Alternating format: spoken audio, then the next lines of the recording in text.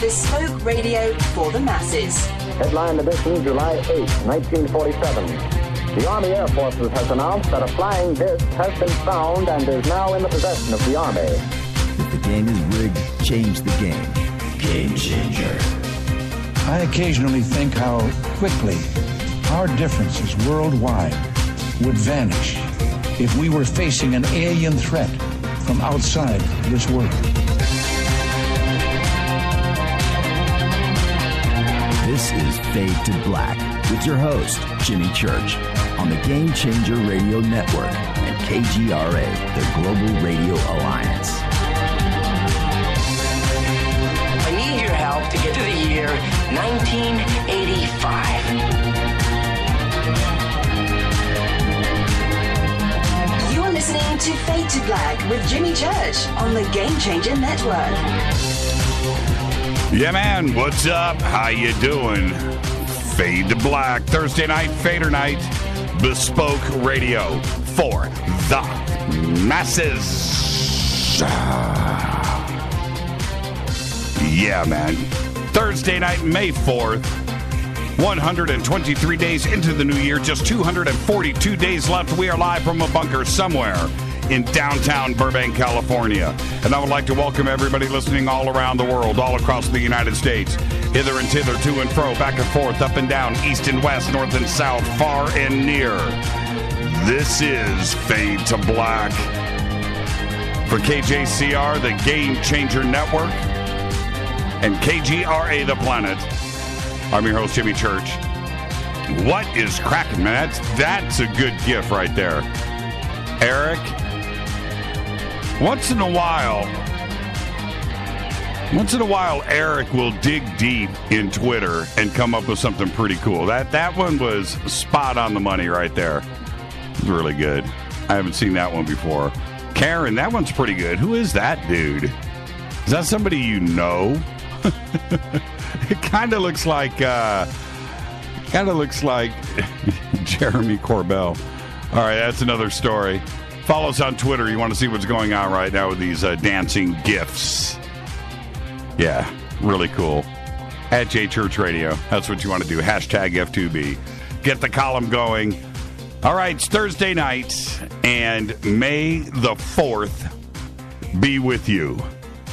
Happy Star Wars Day. That'll be the theme of the night tonight, I am sure. I'll make sure of that. It is Thursday. It's another Fader Night with Jon Rappoport and his No More Fake Newsroom Live, followed by open lines all night long. Now, a couple of announcements really quick. We've added a second phone line here. There'll be a third one coming. So, yes, 323-825-5045 or 323-275-9695. So now we have two phone lines. We should have done this a long, long time ago. Maybe add a third. You know, it's just more buttons to push and all of that stuff. But nonetheless, now everybody will be able to get through on Fader Night. Okay?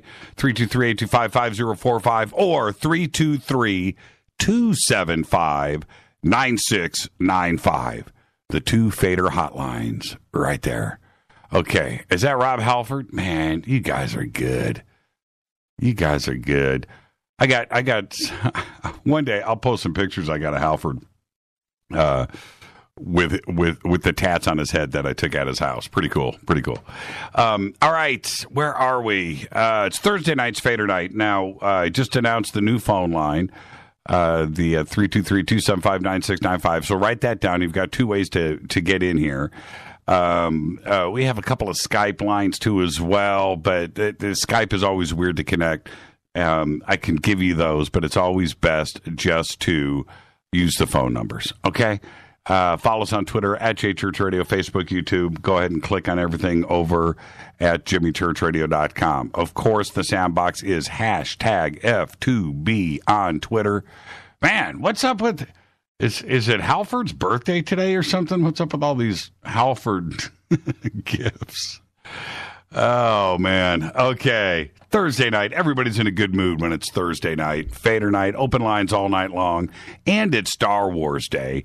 And we're about to do our monthly drawing. Okay, so buckle up. Are you guys ready? Should I just do this now?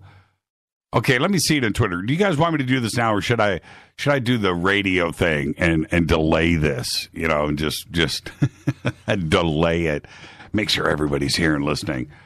Should I do it now? Okay, this is the deal. All the memberships that we received through midnight last night are in the hat. May 1st,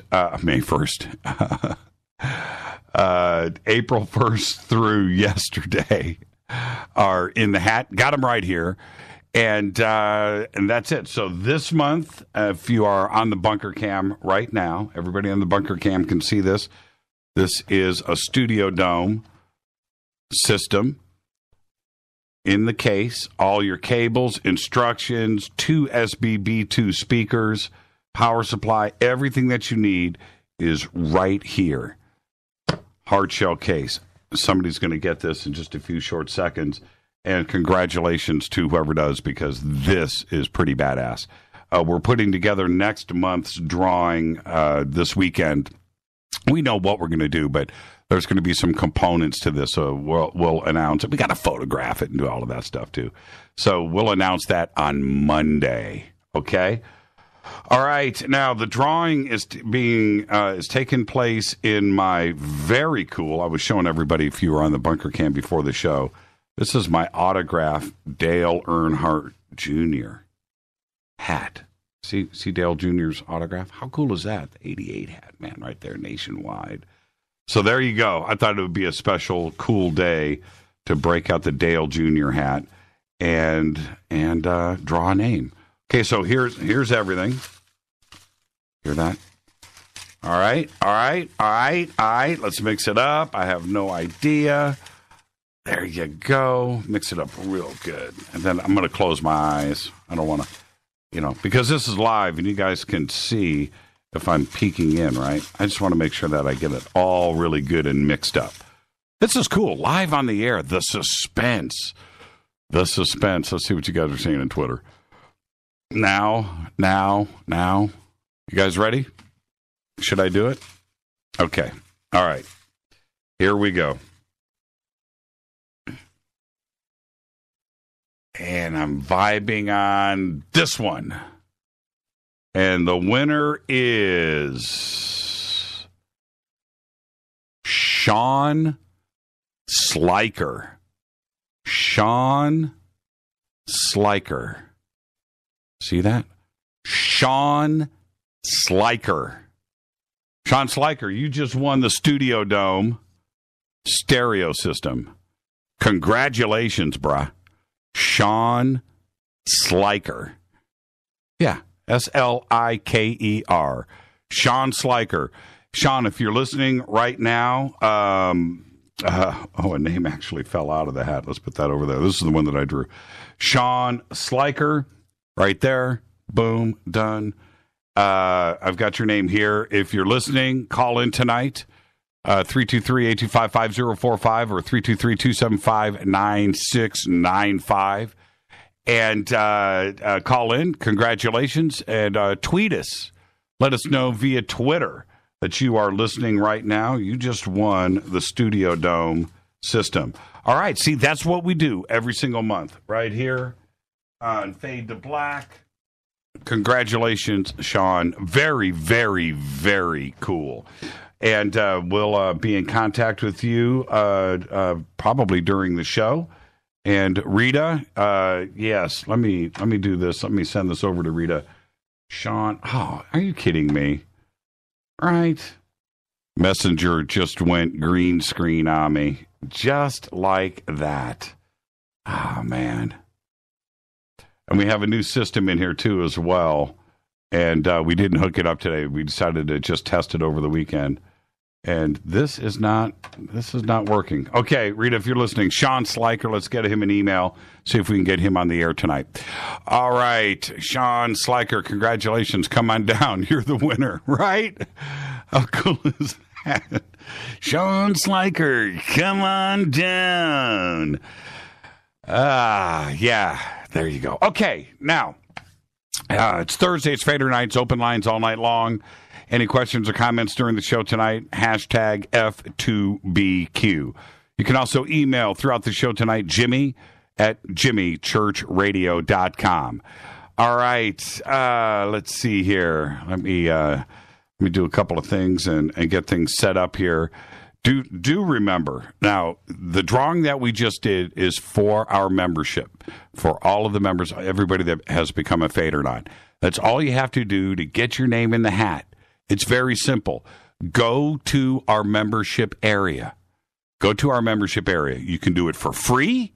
You can sign up and become a Fadernaut. You get the bunker cam that you're watching right now. Free. Just sign up. That's all you got to do. Okay? All the way through. You can do month to month. You can do yearly. You can do the Game Changer. You can do all of it. You get not only the bunker cam, you get an email directly to me. You get downloadable MP3s of our archives, commercial free. All the commercials are removed, except for where I say I'm drinking Faded Black Blend right now. This doesn't get edited out. This right here. Oh, man, do I love Faded Black Blend.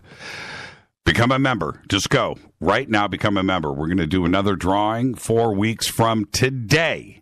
4 weeks from today, another drawing. And it's so easy to do. Just go to our membership area, become a member. Whatever you need is there.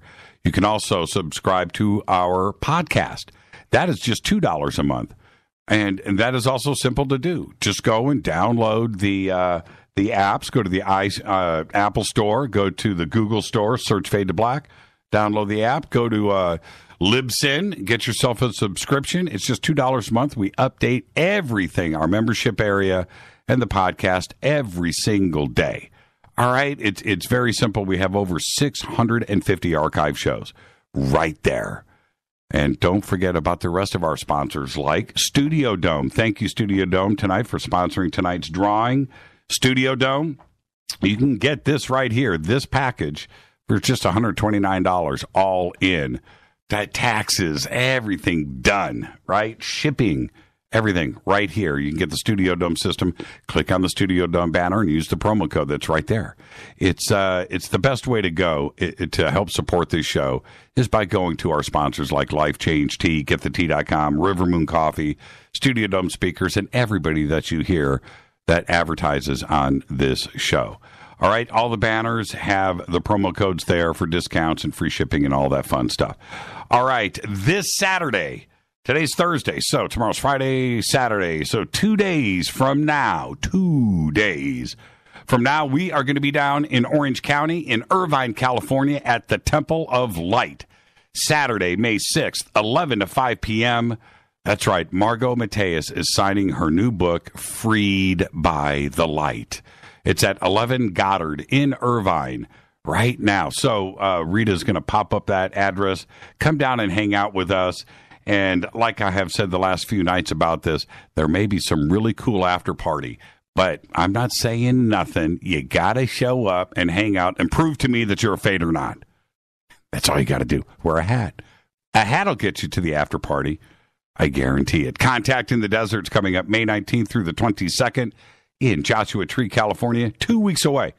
2 weeks away. 2 weeks from tonight, we will be in Joshua Tree, California. Yeah, man. It's unbelievable. 2 weeks away, George Norrie, Graham Hancock, Jacques Vallée, Robert Bivol, on and on and on. Everybody is going to be there. Click on the banner over at jimmychurchradio.com. Tickets and info. It's coming up really, really quick. Yes, we are hosting 3 different events. We are doing the Fade to Black broadcast on Friday. I'm hosting the Forbidden Archaeology panel on Saturday in the amphitheater, and Sunday the Disclosure panel in the amphitheater.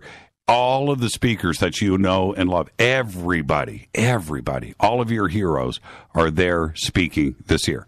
So come and hang out with us. There's going to be somewhere north of 3,000, 4,000, 5,000 people. It is the biggest event and the coolest event. It is just extraordinary. So come and hang out with us. 2 weeks from today, we are going to be in Joshua Tree, California.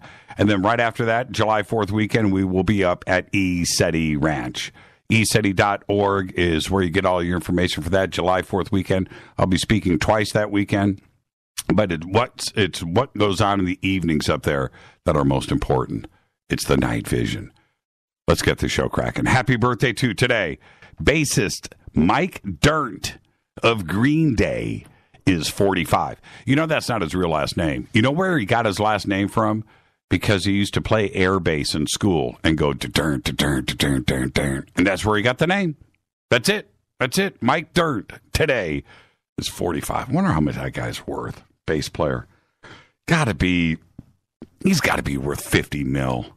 Green Day, right? 100 mil? You think it's 100 mil for playing bass, for slapping the bass? Will Arnett today is 47. And now, whatever, Parks and Recreation, 30 Rock, all that stuff. No. You love Will Arnett because of Hot Rod, The Rocker, and Let's Go to Prison. I love Will Arnett. Today's 47. Happy birthday, Will. Lance Bass. Yeah, I said it. Lance Bass today is 38. And I'm going to just say he made the list because of Tropic Thunder. There you go. Motley Crue's Mick Mars is 66 years old. There you go. On this day in history, OTD in Kent, Ohio. That's right. You know what I'm about to say. 28 National Guardsmen fire their weapons at a group of anti-war demonstrators on the Kent State University campus, killing 4 students, wounding 8, and permanently paralyzing another. On this day, one of the darkest days in American history, right there, 1970 in Kent, Ohio, Kent State. Fader fact: there is an uninhabited island in the Bahamas known as Pig Beach. The island is called Pig Beach, which is populated entirely by swimming pigs. And that is a Fader fact. Mark Tarana, that's the funniest meme I've seen all week, my brother. That is, that's pretty good. That's pretty good. That's pretty good. Never go full tinfoil hat. Love it. Tonight's Thursday. It's another Fader night with Jon Rappoport and his No More Fake Newsroom live, followed by open lines all night long. We have 2 numbers, 323-825-5045 or 323-275-9695. I do want to say one more time, congratulations to Sean Sliker, the winner of the Studio Dome stereo Bluetooth system. There you go, Sean Sliker. Congratulations, bro. You're going to love it. All right. May the 4th be with you. Yep, it's National Star Wars Day. And what can be said that hasn't already been said about Star Wars, right? Nothing. Not much. Around the country today, there will be countless people talking about Star Wars. You're talking heads, the radio, your friends. You know, the first time they saw it, their favorite character. You know, somebody's going to say, Luke, I'm your right? Okay, I get it. Everything has been analyzed, everything has been quoted, and everything has been totally picked apart on every level when it comes to Star Wars. And there's a lot of reasons for that. The impact of the film and the franchise cannot be overstated. It is the most successful and popular film series in the history of cinema. Now, sure, I say that and somebody's going to try to correct me. But, dude, it's number 3. Listen, I know Marvel and Harry Potter have made more money. Marvel's made 8 gazillion films, number 1. And number 2, that's modern money. Harry Potter is modern money. That's not $1977, right? $1980. It is the most successful franchise in cinema history, no question about it. Harry Potter, Marvel, those films are going to be forgotten. Nobody's going to know what those films were in 20 years, but Star Wars will be discussed forever. It's a fact. Now, I was 13 when the film was released, and that's not what I remember, actually. It's not what I remember best. What I remember was walking through my living room in my dad's house, walking through in Indianapolis. I'm 13, walking through, and the TV's on my right. And at that moment, the Star Wars commercial popped on. And I stopped, and I looked, and I watched it. And it, at that instant that it played, and it was the one with the explosion in the middle of the screen with the stars in the background, that central explosion, followed by the Star Wars logo that popped up, right? Coming to a theater near you, boy. And it was forever burned into my frontal lobes, seared right here. And that night I waited for the commercial to play again. I couldn't, you know how it was back in the day, right? And having to get up, change the channels, and I'm trying to see this commercial again all night long, but it never played. As a matter of fact, I never saw it again.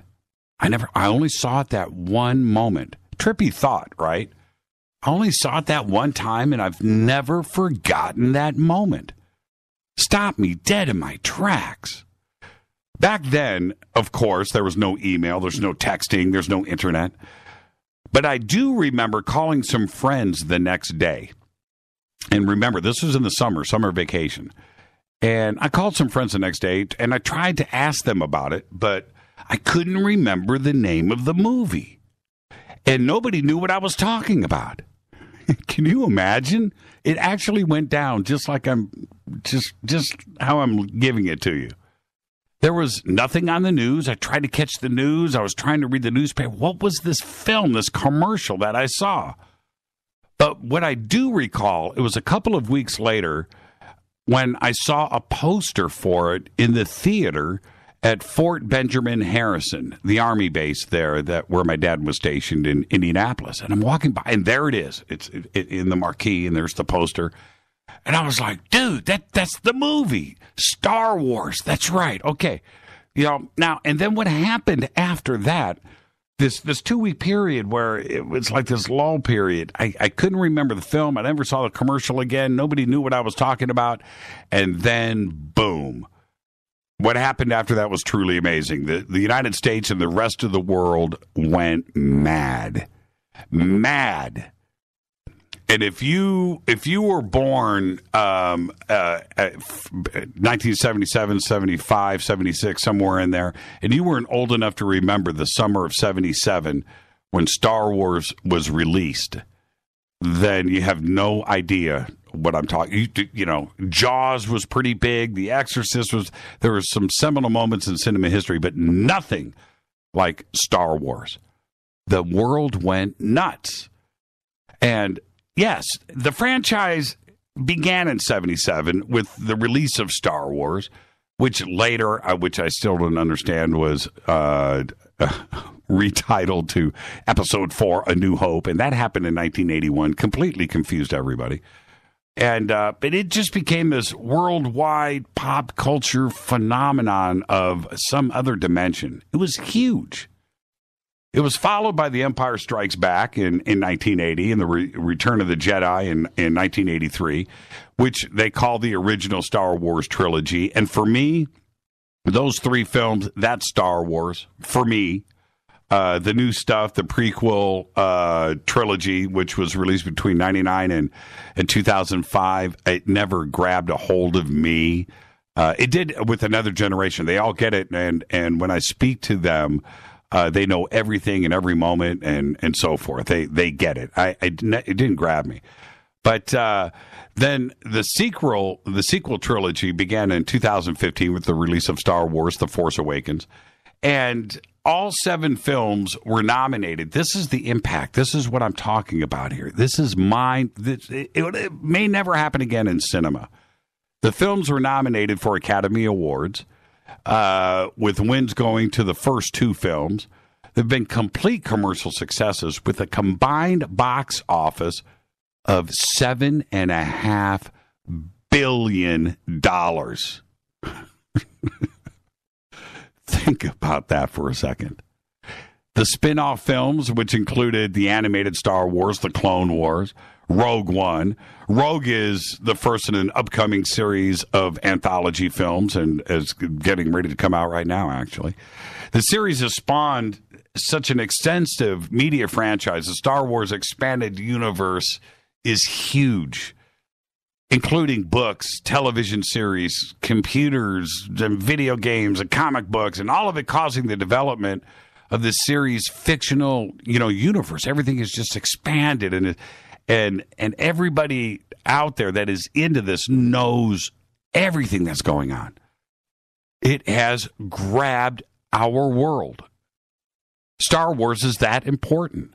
Star Wars also holds the Guinness World Records title for the most successful film merchandising franchise in history. Remember Spaceballs, right? It's all about the merchandising. Well, in 2015, the total value of the Star Wars franchise was estimated at $42 billion.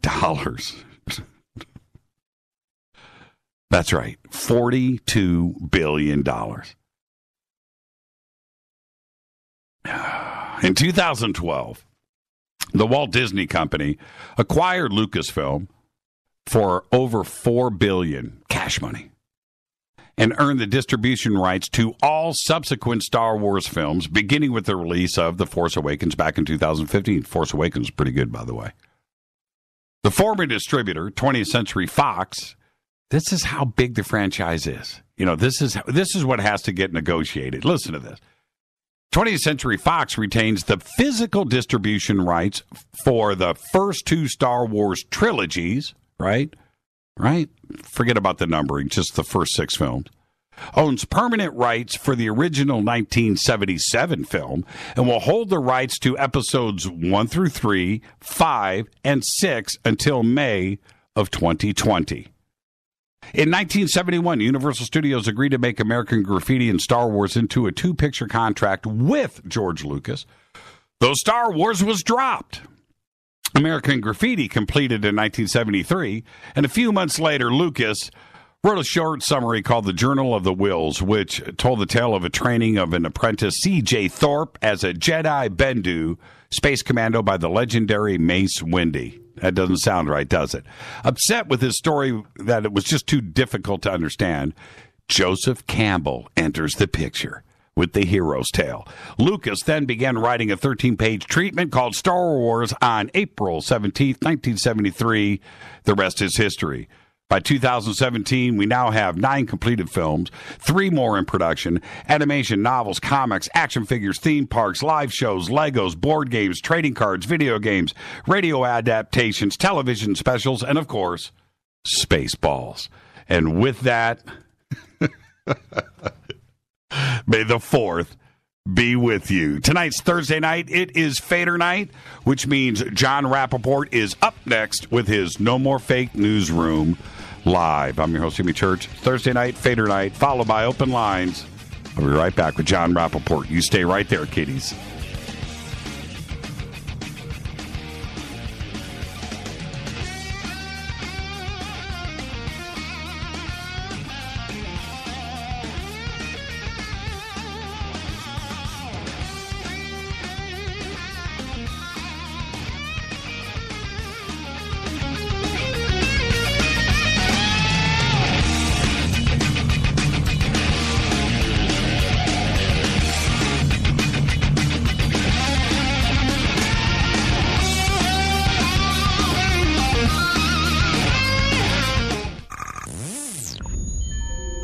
You're listening to Jimmy Church, Fade to Black.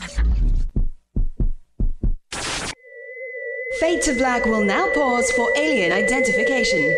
The station that talks the net. KGRA Radio. When you take the beans from Central America with dashes of Indonesian and African mixed in and then roast it to the dark side of Fade to Black, you create the ultimate brew of fringe. Introducing the Fade to Black blend from Rivermoon Coffee. Yes, Rivermoon's darkest customized roast was created for the love of Fade to Black. The alchemy of masterful roasting and smoking the beans is in every sip of this full-bodied, dark Java. I need my coffee dark, deep, with distinct bittersweet chocolate highlights, just like the bunker. Leaning further into the darkness of the roast is Fade to Black Blend from River Moon Coffee. Just click on the banner at jimmychurchradio.com and use the promo code F2BBLEND for 15% off of your order today. Go Beckley Teppy. Hi, folks. Let's wind the clocks back 60 years. Food was different. Food provided health and nutrition, and using supplements was minimal. Unfortunately, now we have chemicals, GMOs, herbicides, and pesticides that can be quite lethal in the name of our food supply and, of course, the ever-loving dollar. Supplementing our diets can be very important to stay healthy. Cleansing from daily intruders to the body might be critical. Live strong and take charge. Log on to GetTheTea.com. Our herbal tea is a great way to cleanse from intruders. Our supplements is a great way to maintain and improve your health. When your health is not up to par, go to GetTheTea.com. No GMOs, no fillers, and organic, and very helpful in keeping you at the top of your game. Life is too short to feel, you know what I mean. Stay in the game, at the top of your game with GetTheTea.com. That's GetTheTea.com. Again, GetTheTea.com. 9 out of 10 geneticists agree. Fade to Black is not your father's radio show on the Game Changer Radio Network and KGRA, The Planet. Hi, this is Chase Kletsky with Fate Magazine Radio, and you're listening to Jimmy Church and Fade to Black on the Game Changer Network and the KGRA digital broadcast station where the Fadernauts rock. Hi, this is Rob Reiner from Anvil, and you're listening to JimmyChurchRadio.com. What's up? I'm Chris. What up? This is Combat, and you're listening to Jimmy Church Radio.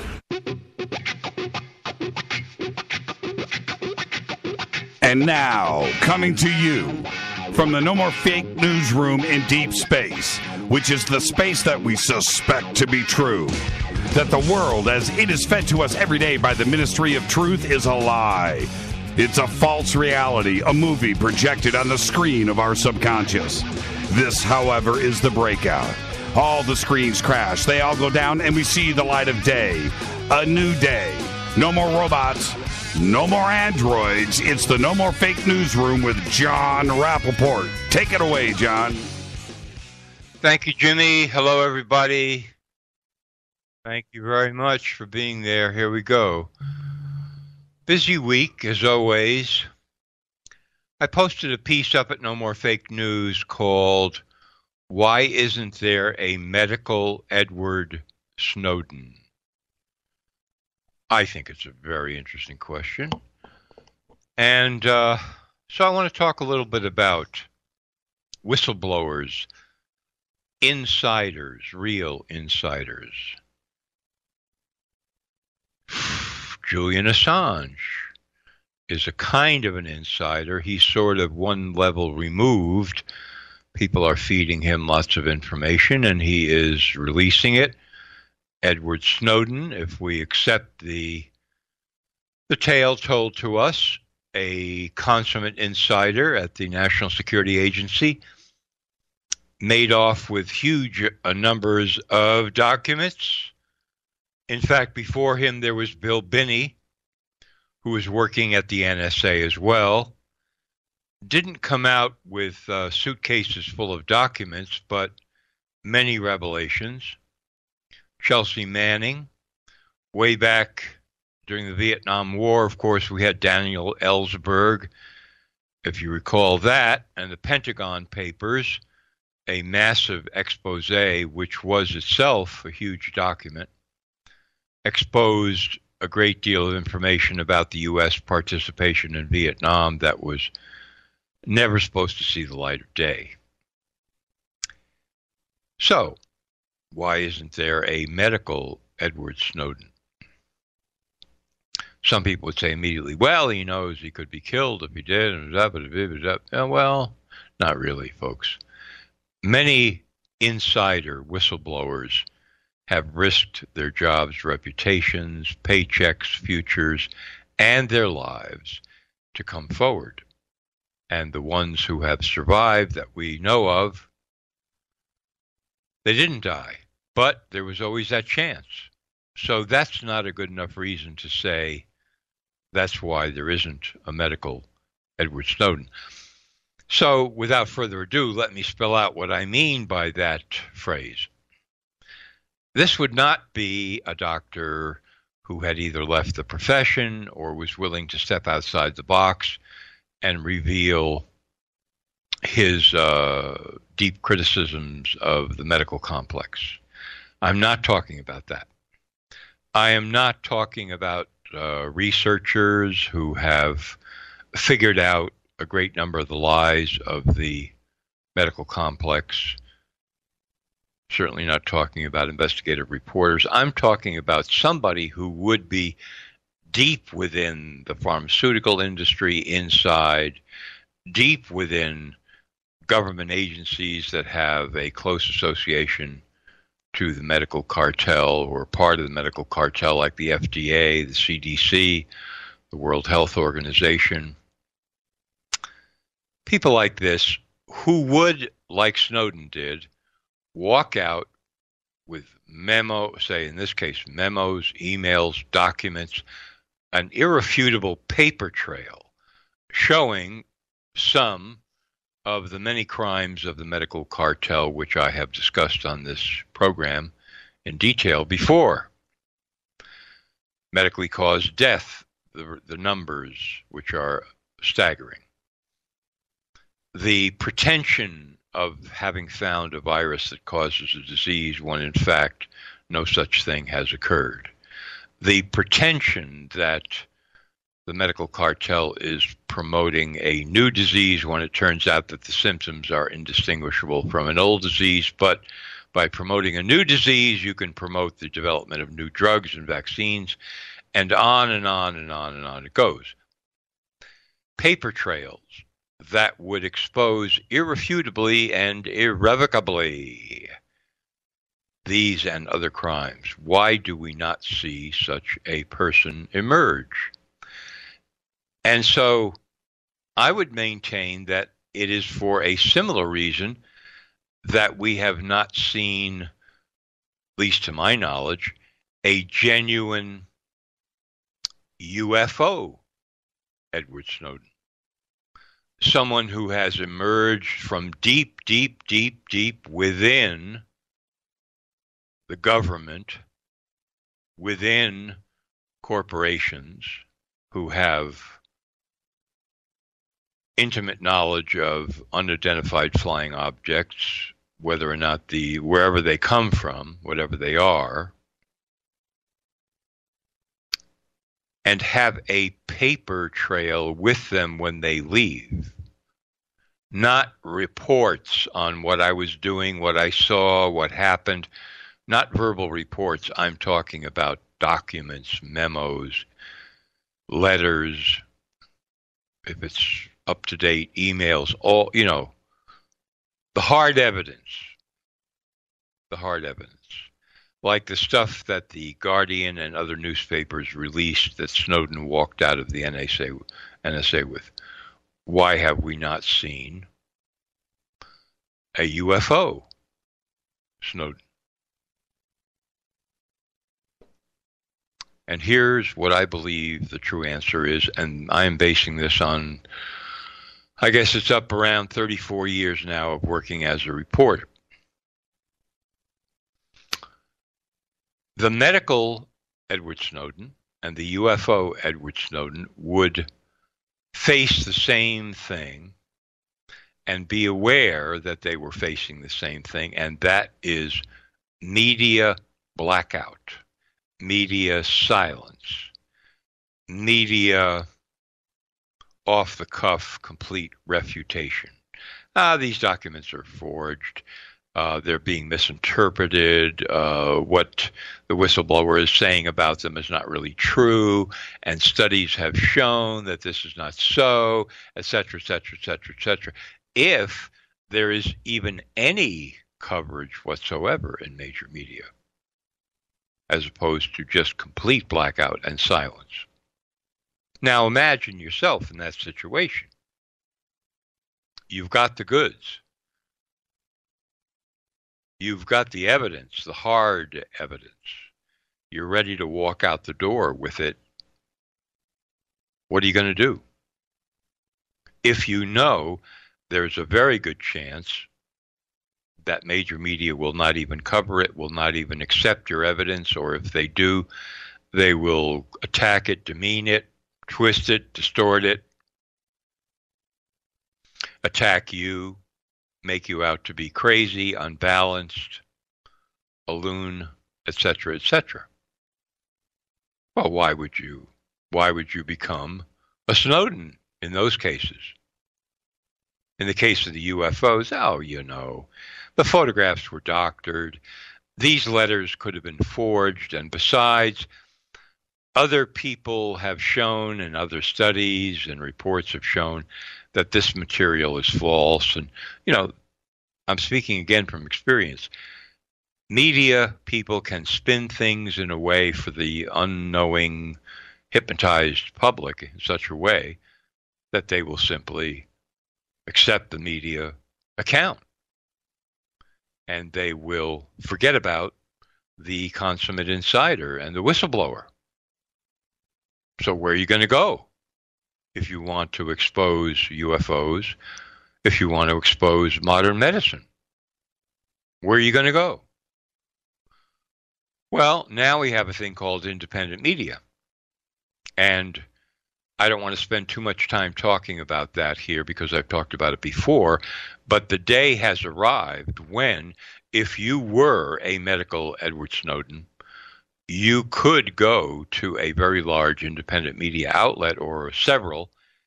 They would take your material and they would publish it in full for anyone in the world to analyze, and millions of people would be alerted because that is the growth of independent media. You don't need to go to the Washington Post. You don't need to go to the New York Times. You don't need to go to CBS. Not at all. So we may see soon a kind of whistleblowing on these subjects that we have never seen before. I mean, really never seen before. It is possible, folks. It is possible. The landscape has changed. But still, keep that point in mind about major media coverage versus blackout versus criticism, distortion, etc., etc., etc. They tried that with Snowden, but it didn't really work because he had formed an alliance with Glenn Greenwald, reporter, who at the time was working for the Guardian newspaper, and I suppose it was Greenwald and maybe several other people who convinced the Guardian to stand behind the story. In other words, to provide a pipeline where at least some of that Snowden material could be published. You think they would do that for a medical Edward Snowden? I think not. For a UFO Snowden? I think not. But I would say this, the chances of the UFO getting at least some coverage would be greater than the medical. The medical is well protected. There is a huge, thick wall around it as far as major media are concerned. It is, in my experience, long experience, the holy of holies. It must not be attacked at the core. The pillars must not crumble. And I find that, of course, totally offensive, but also intriguing as a reporter, that it would be this aspect of life, this aspect of society and civilization, that ultimately, when all is said and done, would be the most highly protected. The most highly protected of all. It's quite fantastic. So in light of that, let me just give you quickly here scandals that have erupted, medical scandals, in the last week to 10 days. I mean, this is just in the last week to 10 days, okay? Just to give you an idea of what's really available here if you start looking below the surface, okay? New study out in the UK. The British war on cancer has been a total failure.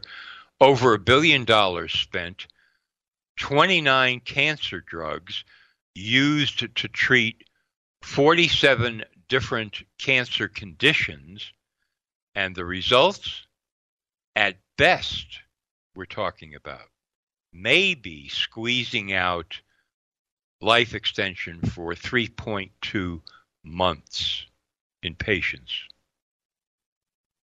And during those 3.2 months, horrendous pain and suffering on top of the cancer because of the high toxicity of the chemo drugs. This is a major, this is, UK war on cancer, a complete failure on all fronts. And yet, they still use these drugs. Patients still suffer horrendously from it. Patients are not given real informed consent and told at best we could possibly give you 3.2 months more of life, but it'll be doubly horrendous. That's a biggie.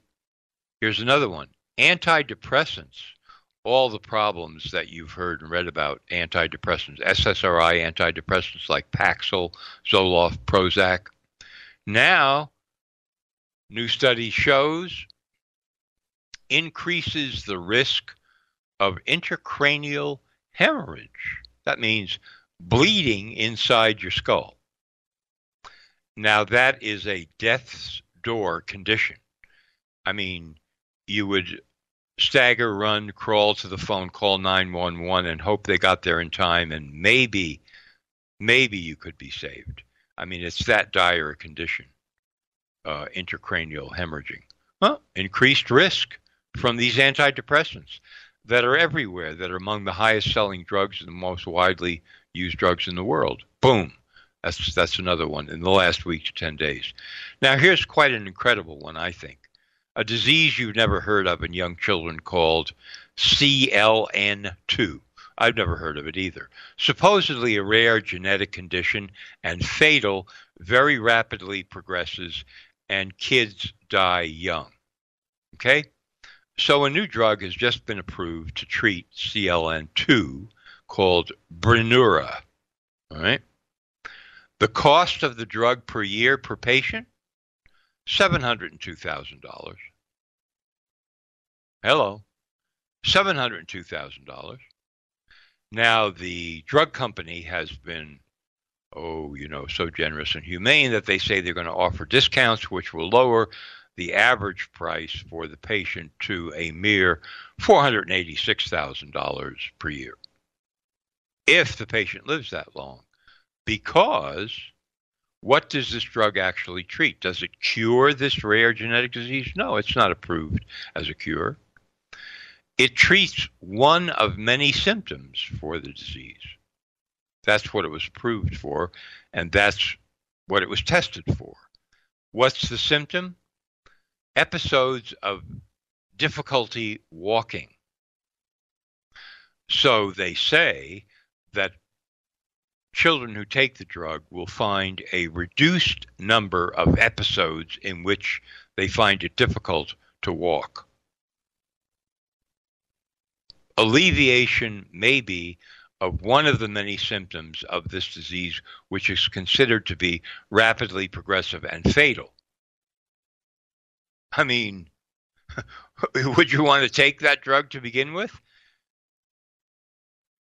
$702,000 for that. Okay? Now, let's look at some of the symptoms here. I've made a list of a few of these. Language delay in a child, seizures, lack of coordination, muscle twitches. Does that sound like anything you've heard of in the past? Well, I can tell you I have. It's called vaccine damage. Hello, vaccine damage. But of course, no, it's completely different. It has nothing to do with that. It's a rare genetic defect, rapidly progressive disease. We've got a drug, treats maybe one of the symptoms, $702,000 a year. Boom, boom, boom. Okay, so that was another story. Now we have 18,000 lawsuits lining up against Xarelto, which I'm sure you've heard of, a very popular blood-thinning drug. 18,000 lawsuits against this for bleeding and heart. Well, the first patient who is suing the drug company, the trial is just about to begin in New Orleans, states needed to go to the hospital after taking the drug for blood transfusions and, get this, multiple heart procedures just from taking this blood thinner named Xarelto. And 18,000 lawsuits are lined up there. Okay, so that was the week in medicine. In the last week, 10 days. That's it. But of course, you see, major media are not connecting dots. I'm sitting here connecting dots for you right now. And you should be thinking, what, in the last week to 10 days? So what happened the 10 days before? And what about the month before, and the year before, and the year before that? Must be a lot of dots to connect to show the extent of what I can only call medical crimes. Indeed, there are many dots. I have connected many in the last 30 years. Major media don't like to do that. In fact, they shy off of it like a wild horse would shy off of having a saddle put on them. Oh, no, we can't connect the dots. Now, if there's a bunch of lawsuits against a drug, we'll publish a story about that. And then if there's a drug that's going to cost $700,000, we'll publish a story about that. And if the UK war on cancer is a total failure and is torturing patients with useless chemo drugs, we'll write a story about that. But are we going to look at these together and say, well, what is, what does this show us about modern medicine, that these are all occurring and are being reported at the same time here? I mean, wow. It looks like this thing called modern medicine is an extremely toxic enterprise if we start to drill down and look at it. I wonder what else is toxic. I mean, this is a way any real reporter would start to think. But he can't do that at the New York Times. He can't do that at the Washington Post. He can't say to his editor, look, I've got 50 incidents of what I would certainly call medical crimes that have come to light or taken place in the last 2.5 years. So what I want to do is I write a comprehensive story about the extreme toxicity of the medical apparatus and tie all these incidents, or at least some of them, together in a major page one story. And then I will list the other crimes that I didn't get to put into the article in a sort of a supplement online that people can click on and read. The editors say, what are you, crazy? That's not reporting. That's not what we do. Who are you? Are you some kind of medical expert? The reporter says, no, I don't have to be. I'm a reporter. I dig. That's what I'm supposed to do. No. You got the wrong idea, son. That's not why we're here. Now, you have some sort of a scandal that's taking place now. You write a story about that. And then if another one occurs, maybe we'll let you write a story about that. That's the way we do things. It's a page-turning activity. Once a person has read the story, turns a page, and it's on to other things. And then, who knows? That's what we do. That's our job. No, it isn't. That's not your job, you idiots. Journalism schools may teach that, but it's not true. A reporter's real job is to dig and then dig some more and keep digging and connect the dots and see what's underneath the underneath of the underneath. That's what's supposed to happen. And so if we were ever to see a true medical Snowden, That's what we would see as that person emerged from the depths of the medical cartel with trunkfuls of data, hard data, visible data, scannable data that would show a long history and practice of committing crimes and covering them up, that would torpedo a great deal of the structure of modern medicine. That's what we would see. It's there. Somebody has to load it up and bring it out. And why would they do that? Well, for example, if they were doctors because they once took an oath to do no harm. That's a sacred oath. Because in their position in the government, chances are they took an oath to protect and defend the Constitution.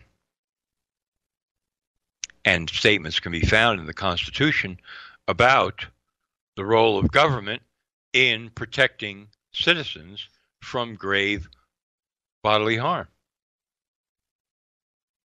Safety, it's called. That's why.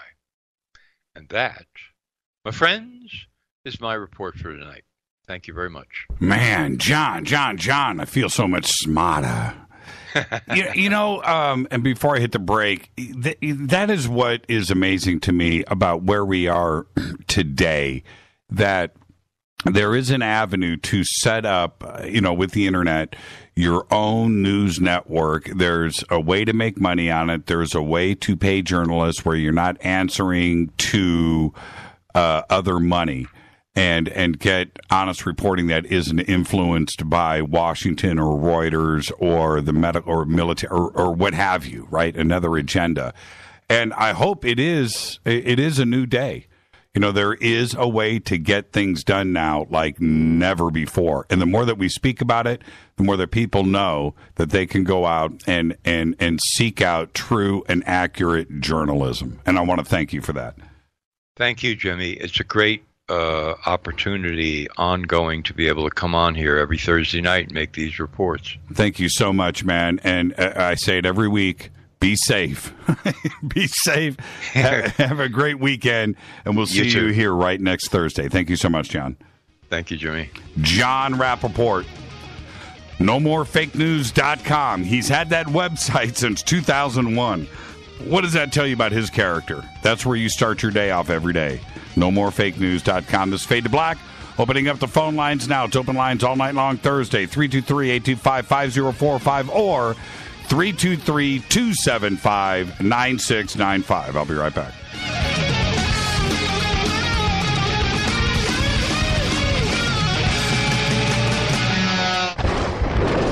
This is Fade to Black with Jimmy Church on the Game Changer Radio Network and KGRA, the Global Radio Alliance. The station that talks the net. KGRA Radio. Hello, I'm Katie, and you're listening to my main man, Jimmy Church, on jimmychurchradio.com. Hi, this is Ray Hobbs here, repping the planet, and you're listening to my good friend, Jimmy Church, Fade to Black, on the Game Changer Network and the KGRA digital broadcast station. This is Toby Kebbell. You're listening to jimmychurchradio.com. Don't hurt me, Jimmy. I'm only little. Hey, I'm Adrian Grenier, and this is Ari Gold. We're the Honey Brothers. We're of the Honey Brothers. Hey, I'm Adrian Grenier, and I'm Ari Gold. We're the Honey Brothers, and you're listening to Jimmy Church. The Revolution. What's up, Fadernauts? Studio Dome loves Fade to Black and the F2B audience so much that they have put together the ultimate stereo Bluetooth system. They've done it just for you. Man, check this out. The Studio Dome SBB2 stereo system is here.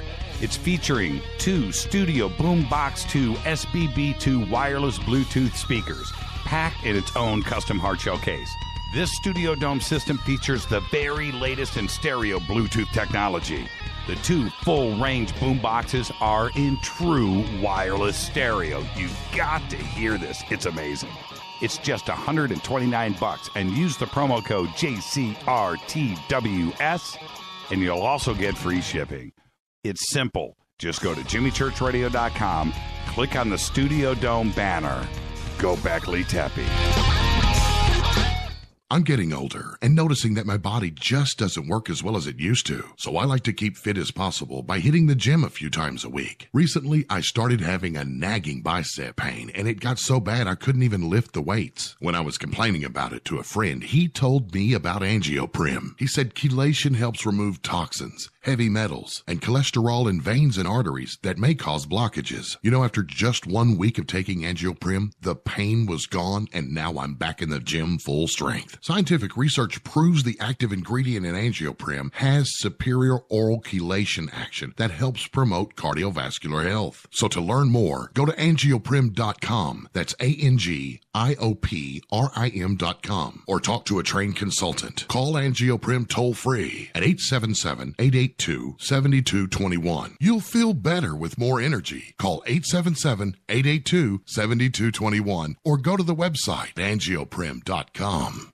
This is Micah Hanks of the Gralien Report, and you're listening to Jimmy Church on Fade to Black, across the globe on the Game Changer Radio Network and the one and only KGRA Radio, The Planet.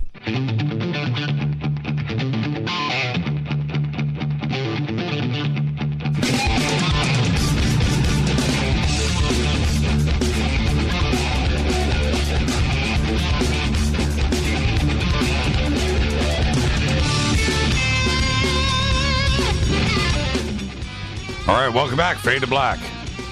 It's Thursday night. It's another Fader night. In the chair, open lines all night long. We have two numbers, 323-825-5045 or 323-275-9695.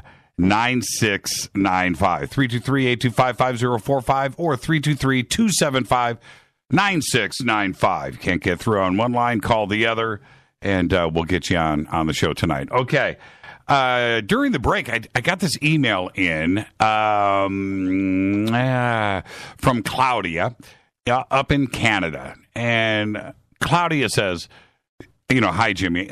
You've probably answered this before, but I've always wondered, when you named your show Fade to Black, did you ever have any discussions with Metallica? And if so, what happened? And how did you come up with the name?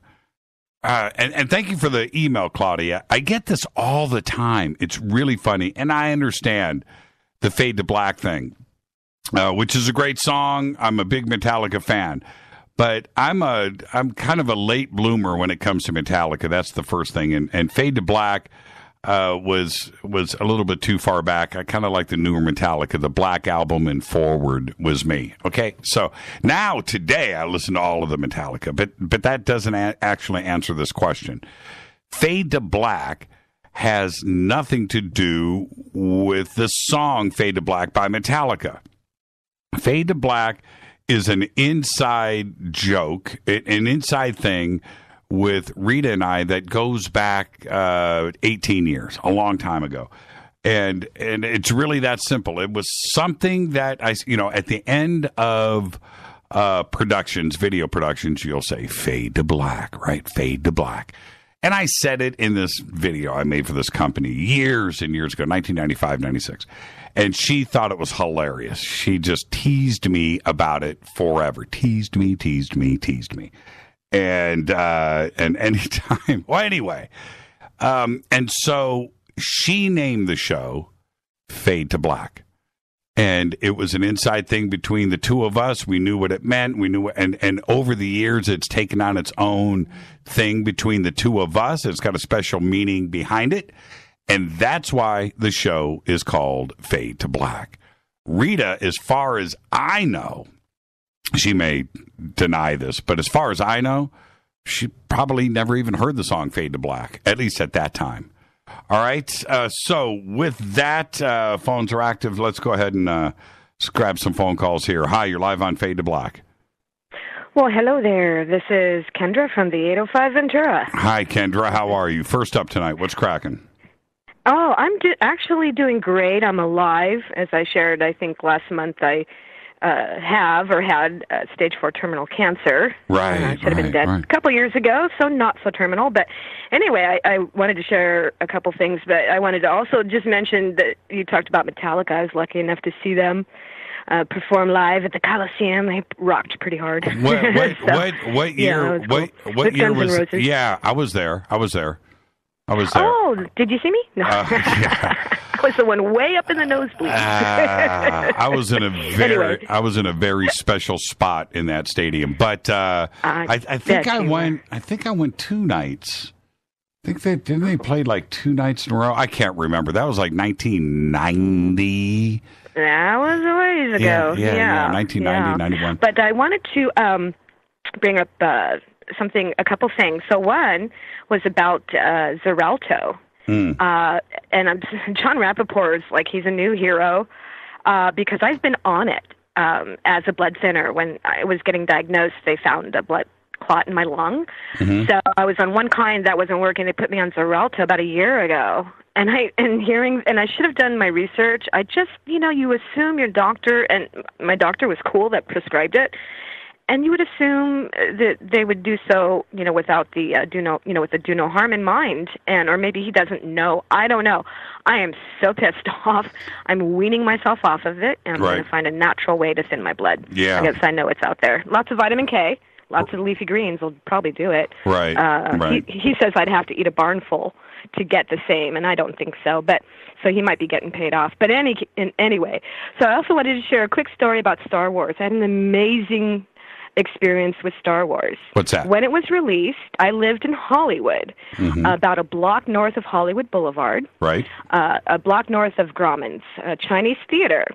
So when it came out, I would watch them wrap around the block. Literally, like the first night it was there, twice around the block, there was literally 1,000 people waiting in line to go see Star Wars. So if you were a block all day, all night. If you were a block, and so we figured out the best time to go. Yeah. Went with a bunch of my buds, sat in the front row at the Grauman's Chinese Theater, and I imagine you've been. Every bass sound, your whole seat would shake. Right. So that was not just a movie, it was a full-blown experience, okay? It was just so cool. And then the second time I saw it, about a month or so later, I went with a bunch of girls. We were having a sleepover. I was a tween. I was, 10 or 11.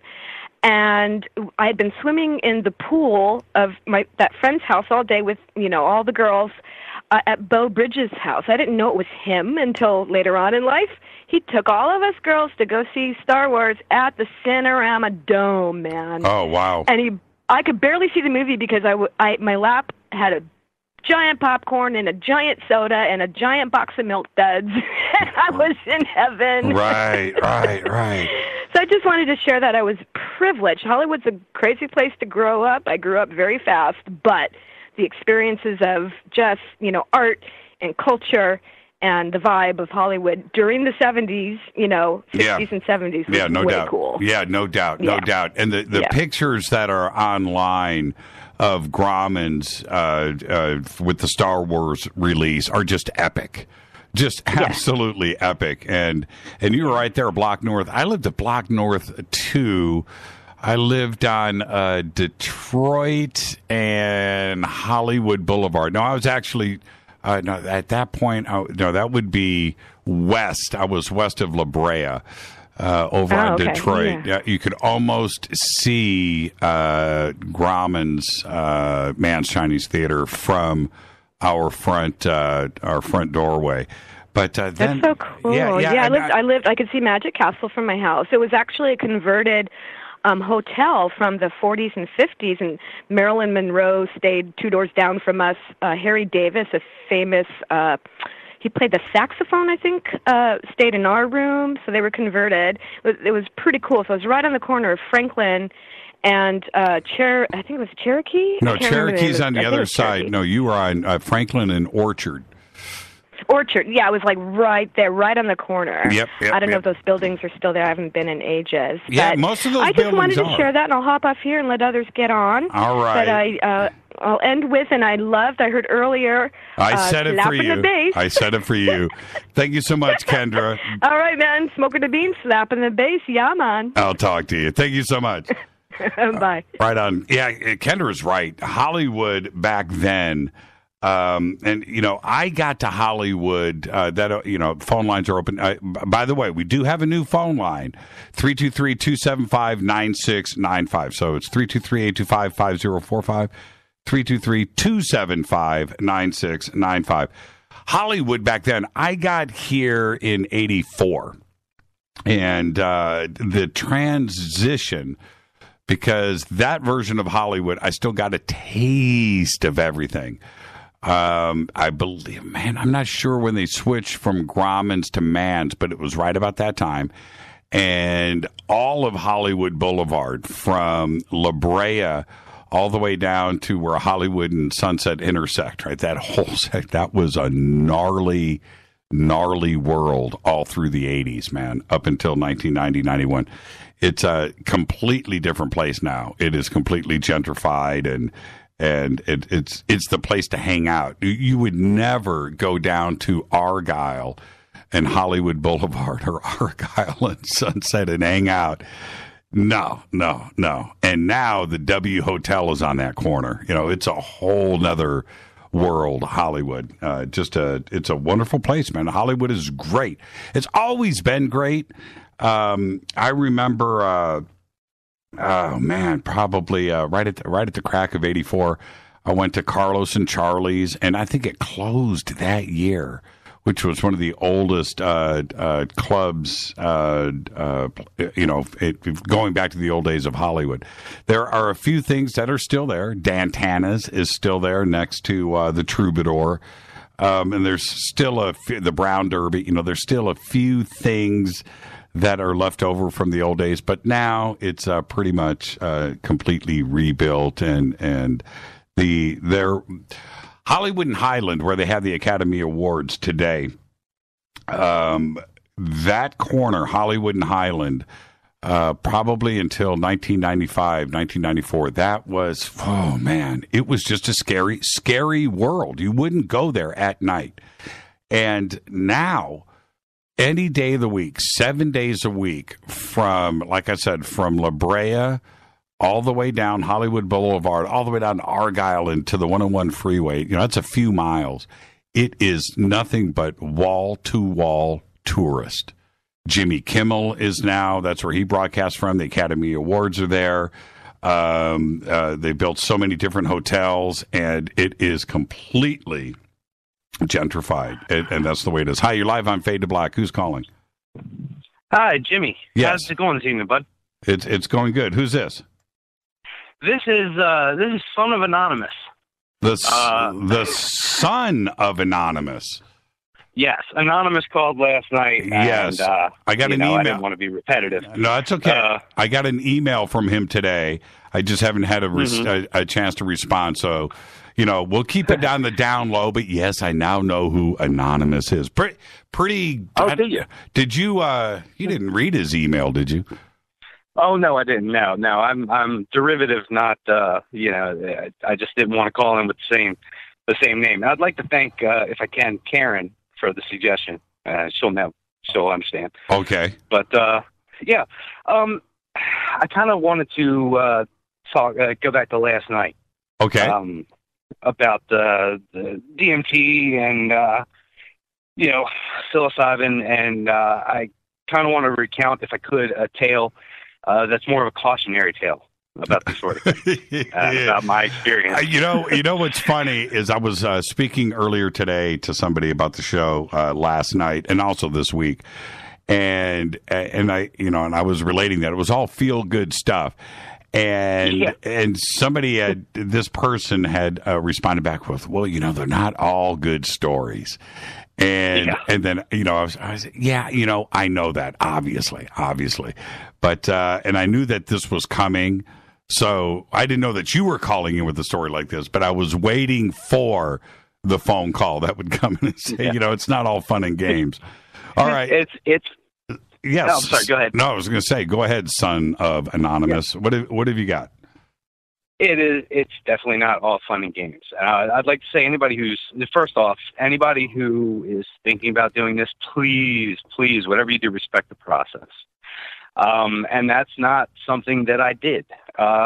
Just to set the stage a little bit, if I can, since I'm anonymous. Sure.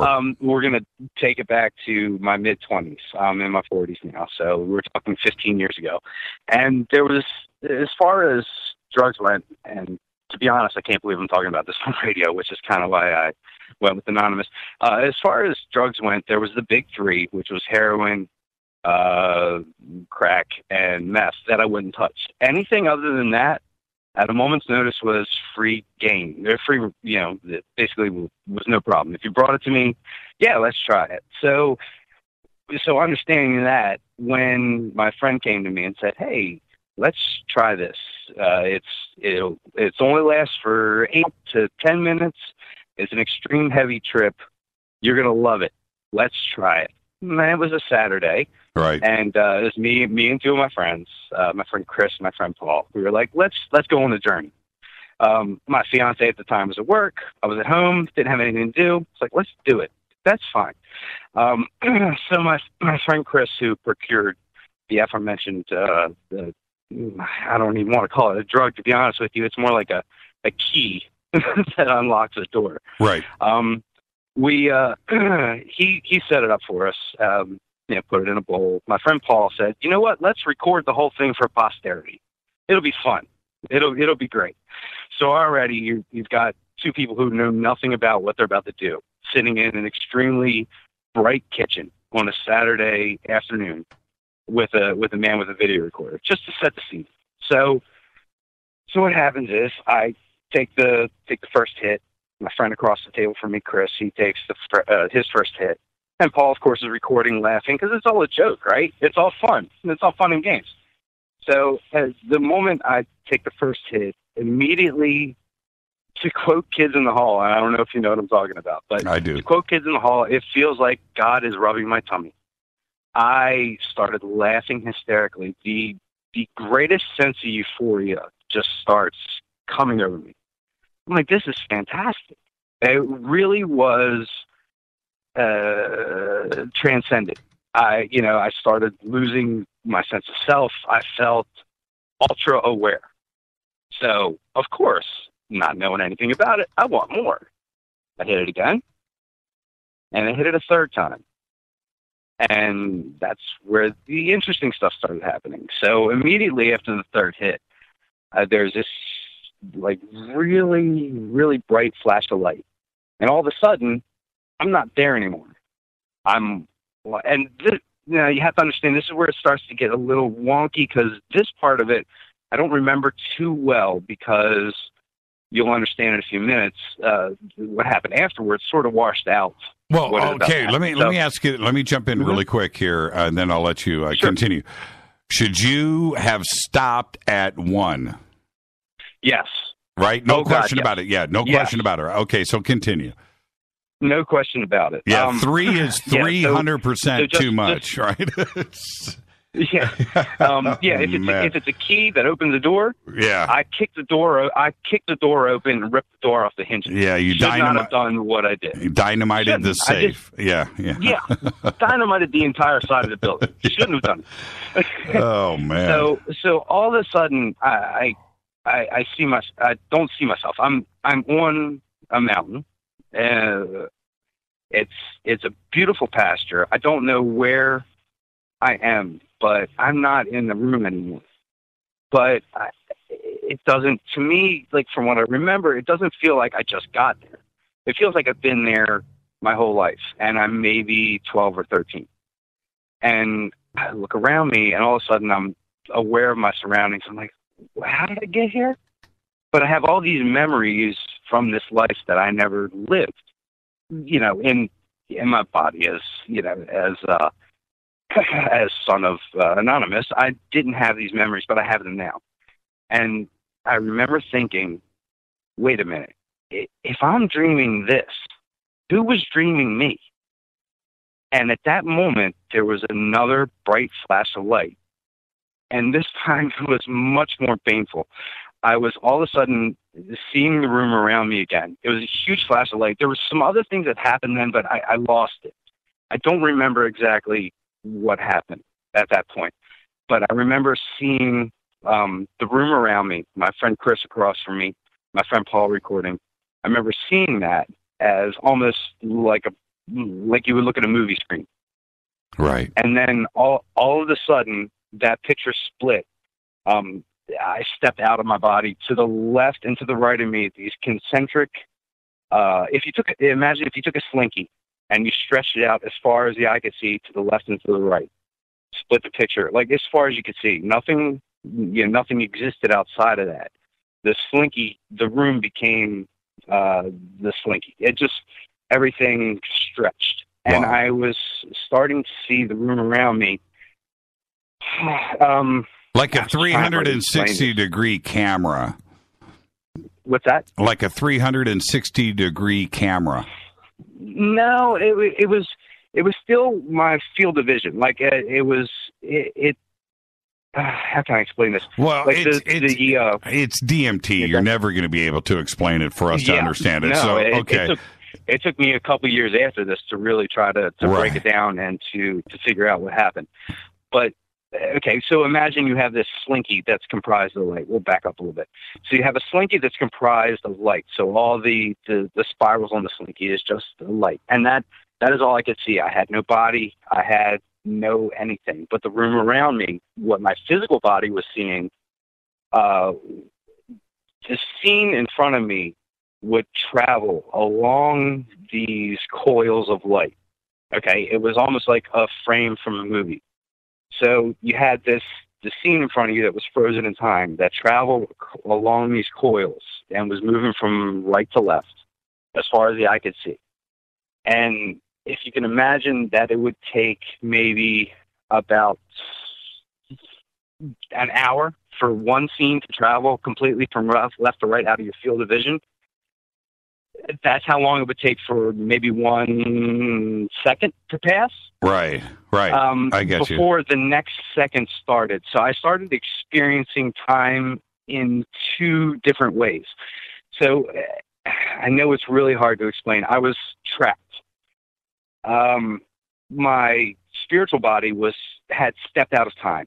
And this is what I figured out. I'm just going to take a little shortcut here to what I figured out.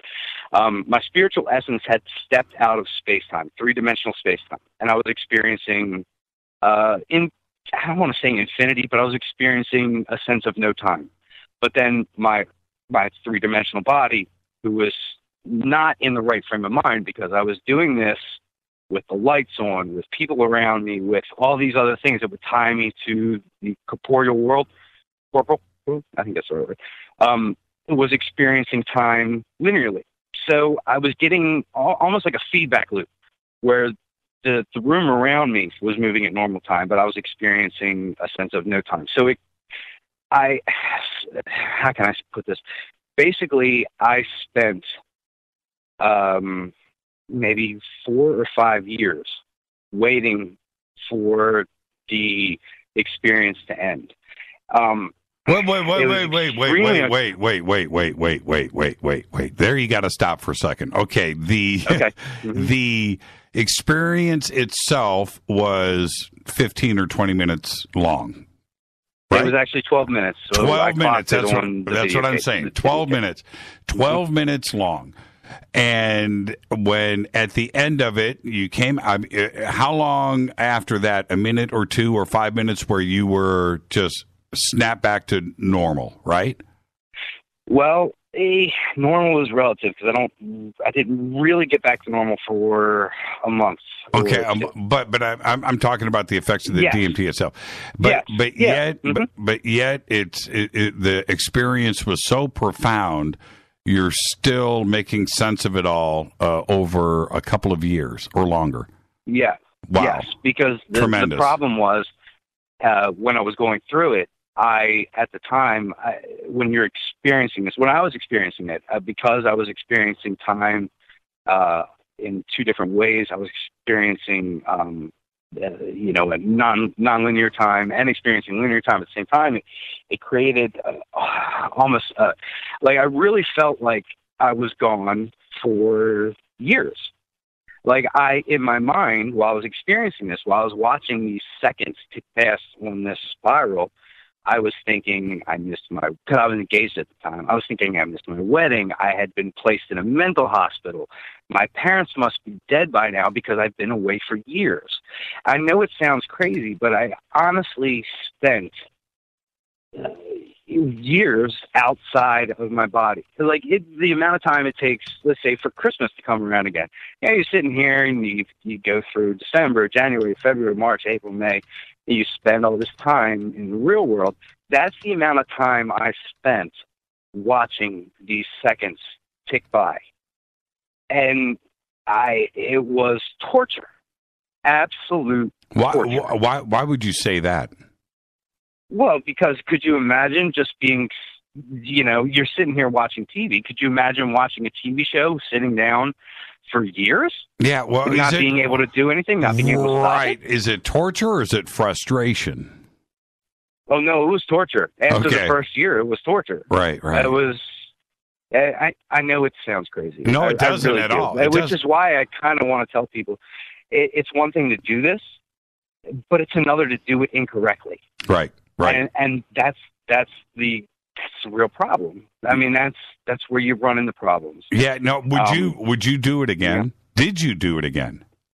I guess what Trisha would have called, I microdosed, and a second time, and I really didn't experience too much. I was extremely tentative about it. I mean, I heard some things. Right. It wasn't as bad the second time. Would I do it again? I almost feel like I have to. Right. Because I feel like now I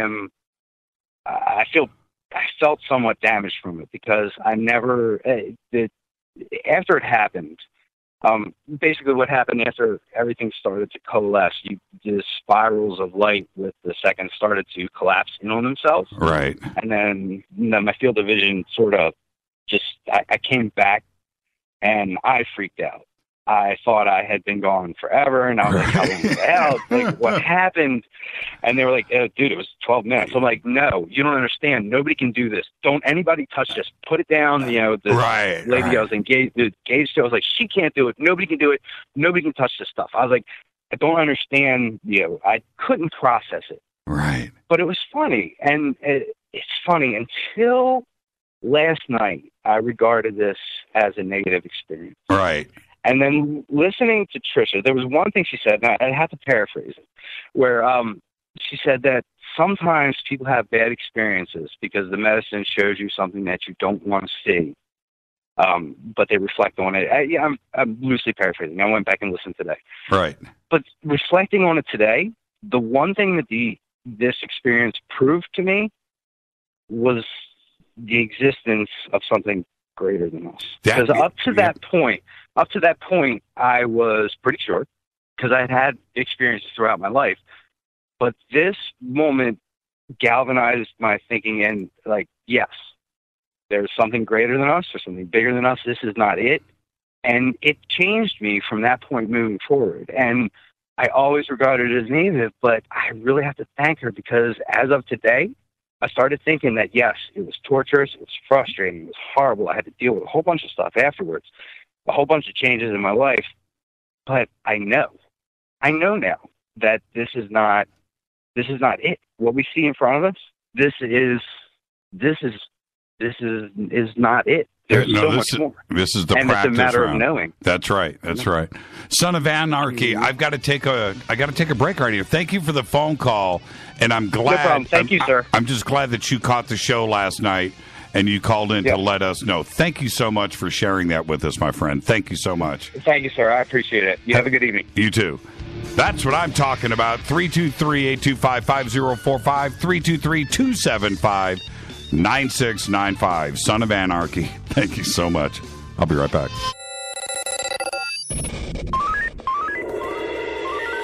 Way out here, we listen to Jimmy Church. You're listening to Fade to Black. Always on the edge of the hottest alternative talk. Jimmy Church with Fade to Black. KGRARadio.com. ¿Qué tal, mis amigos? Yo soy Mario Carson, el tiburón, y los invito para que escuchen a mi buen amigo Jimmy Church Radio. ¡Claro que sí! End time is not what you thought. In their new book, 12/24/36, authors Mike and Cheryl Gilmore bring forth a startling new idea on the beginning of humankind, how life begins on Earth, and when our Creator concludes this age. In the book, 12/24/36, 3 small groups of individuals, separated by thousands of miles, discover together the answers to the beginning of our universe and all the life it contains. Mike Gilmore is the author of 5 Levels of Power novels and the Sled Investigation series. Cheryl Gilmore is current state director in South Carolina for MUFON and brings a lifetime of experience with UFOs and related fields. As a team, their new book about life in the near future on Earth sets aside most people's religious and scientific beliefs. Available exclusively on Amazon in softback for $8.99 or the ebook price for only $2.99. Remember, Amazon softback $8.99, ebook only $2.99. 12/24/36. Get your copy today. Hey there, quick question for you. Would you be okay with more energy, more endurance, thicker, healthier hair, a better mood, reduced appearance of wrinkles, improved sleep, improved blood pressure and cholesterol profiles, improved vision, improved memory? Okay then. Well now, have you heard of Nature's Youth RSF? It's from the anti-aging experts at nature'syouth.com. nature'syouth.com. See, at Nature's Youth, they understand exactly what it means to provide top quality health products. And Nature's Youth customers not only improve their health, they know they're also providing their body with the right nourishment to maintain that peak performance and fight the aging process. If health, wellness, and nutrition are what you desire, choose Nature's Youth RSF. I did. You see, you're going to get older. It's just up to you how you feel when you get there. Get started today. Nature's Youth RSF. Simple to use, simple to order. Go to nature'syouth.com. That's nature'syouth.com. nature'syouth.com. You are listening to Fade to Black with Jimmy Church on the Game Changer Network. Oi, oi, I'm Reese Evans. You're listening to Jimmy Church. This is Revolution. The revolution will not be televised. The revolution is on radio. Ciao.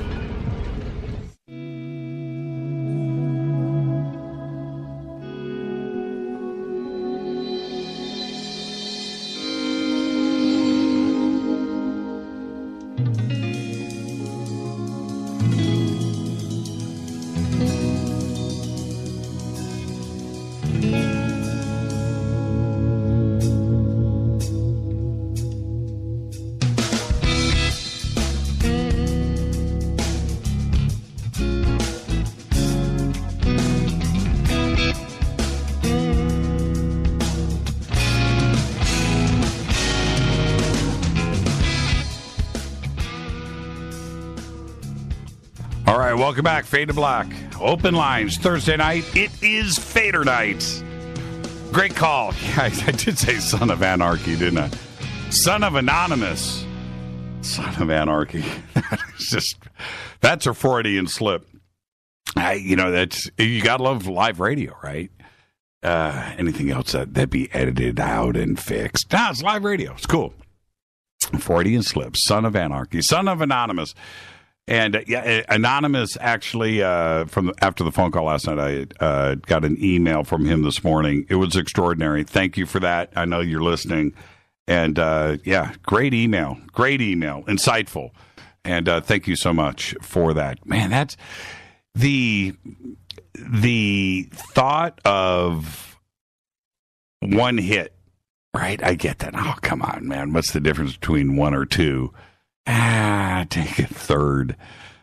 Wow. Wow. And not, I would think that, especially after Trisha's show last night with us, her visit, you need to have somebody there that is there to guide. And like she said last night, somebody there to open the door for you and to close the door for you. You don't want to go into now it's too late. It's Son of Anarchy. That's what you need, and the last few years might have been completely different for you. But absolutely right. Respect the process. You have to. I'm curious. I was watching today. I actually went through and Rita and I watched a new release that just came out, a documentary, and more on that over the next couple of weeks. We're going to have some people from that on the show. But watching that and listening to people's experiences out there, over and over and over again, I hear the exact same thing. You have to respect this ceremony. You have to respect the process. You have to. There's no way with something like this. And when you're dealing with drugs is not the right word. I think medicine is the right word here. But these types of psychedelics that are doing this kind of thing, there is no way that it's 100% perfect and blissful and flowers and rainbows and unicorns. That's not the case. It's impossible. And so that's the part that makes me nervous about all of this. And I remember going into certain zones in the late 70s and the 80s where, I was reticent and hesitant and scared and nervous and maybe even backed off and pulled the plug and didn't do things because I was petrified. Because you hear these stories. And now at my age, that's the other thing. At my age now, even with things like, pot and it's so strong and so good that I don't know if I'd ever, what if you never came back? Right? What if you just like short circuited? That's my trip. I like where my head is these days. I just like my headspace. I like where I'm at. I'm cool. My feet are on the ground. I know what's going on. I'm connected. I understand things. I question things. I'm right where I need to be. Right? And that's it. I just need good food and cold vodka and some coffee. And that keeps me grounded these days. All right, 323-825-5045 or 323-275-9695. I want to talk Star Wars. And the reason why I want to talk Star Wars is, okay, if you've got a favorite character, if you want to tell me the first time you saw the film and all of that is this cool. And I get that because there's a warm spot for all of us when it comes to Star Wars. But do you agree with me that it is the most impactful franchise on the last 3, 4, 5 generations? We're talking about 1977. That's 40 years. 40. I mean, holy crap. Does it seem like Star Wars was 40 years ago? Let me put that in perspective for you. 40 years before 1977? 1937. Think about that. It's the old-timey days, right? Black and white. The world was sepia tone. And yet Star Wars, you go watch that. It doesn't matter how old you are today. 5-year-old can go and watch Star Wars, that first film, and feel like they just saw it for the first time, that it's a brand new film. And I get all of that. I truly do. I understand. But what do you agree with me about the impact? I have my top 10 films of all time. And the top 2, 3, 4, 5 films don't include Star Wars to me. I've got Godfather and 2001: A Space Odyssey, Godfather 2, right? And if you go, that's top 3. If you go to IMDb and you look at their list, you can go and get their top 250 list of a number of different subjects and genres of film. And go look and see what the viewers' choices are, right? And eventually you're going to get to Star Wars or Return of the Jedi and what have you. But as a whole, with the figures and the games and the animation and video games, everything that it is a wide sweeping thing. Star Wars is tremendous as far as an impact on our culture. And with that, let's go to the phones. Hi, you're live on Fade to Black. Who's calling? Hi, Jimmy. It's Bev. Hey, Bev, how are you? Oh, doing pretty good. Can't complain. Bob don't listen anyway, so. Oh. Right. Oh, I know. I just can't. I can't believe it's been 40 years. Yeah, I know. It's amazing. When you put it like that, I mean, 40 years. 40 years. That's a long time. I know. I was just. Now I'm going to tell my age here, but I was. Hello? Yeah, Bev, we're listening to you. Oh! I was like, who's that? Yeah, I was just a teenager. Right. Yeah, 40 years. And do you think that that it's had the impact on all of these generations that I think it has? Oh, yeah. Yeah, and the kids nowadays are just raving about it. Right. And, well, we got the trilogy of the not DVDs, but the VHS. Right. And it's, oh, wow. Who was it? Someone, I was at the store, and I heard he must have been maybe 12, 13 years old. I heard a kid talking about it, and I went up to him, and I said, I said, that movie first came out when I was a teenager. And I said, to me, it is the all-time greatest film franchise. Yeah, I agree. When I went through and did, all of my research over the last couple of days leading up to this, and just being reminded of, because we see it everywhere we go. We see it all the time, so we don't really realize that it's, it's in our daily life every single day. So, but when you start to look at the numbers and you see how it's accumulated over the years, it's pretty amazing. So, yep, I totally agree with you, Bev. Hey, give my best to Bob, will you? Well, I sure will. Thank you so much, Bev. And I love you and Rita very much. Yeah, we love you right back. Thank you so much, Bev. Well, thank you, Jimmy. I'll talk to you soon. Bye-bye. All right, let's keep it going here. Hi, you're live on Fade to Black. Who's calling? David Omen. Jimmy, how are you? Oh, David Omen. Ooh. How are you, David? I'm very good. How are you doing? I'm doing fantastic. And how many friends are with you up at the house tonight that you can't see? Are they listening? Are they listening to this phone call? They must be, because when I slammed onto Twitter, they were like, "Go onto Twitter." I was like, "What?" And there it was. The lines were open at Jimmy Church, and they wanted me to call you to say, when can we do another live show from here at the house? Man, we would love.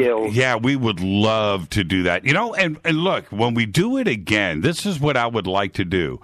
I would like to do it with you, myself, and Rita, and maybe Chris Medina, and an empty house.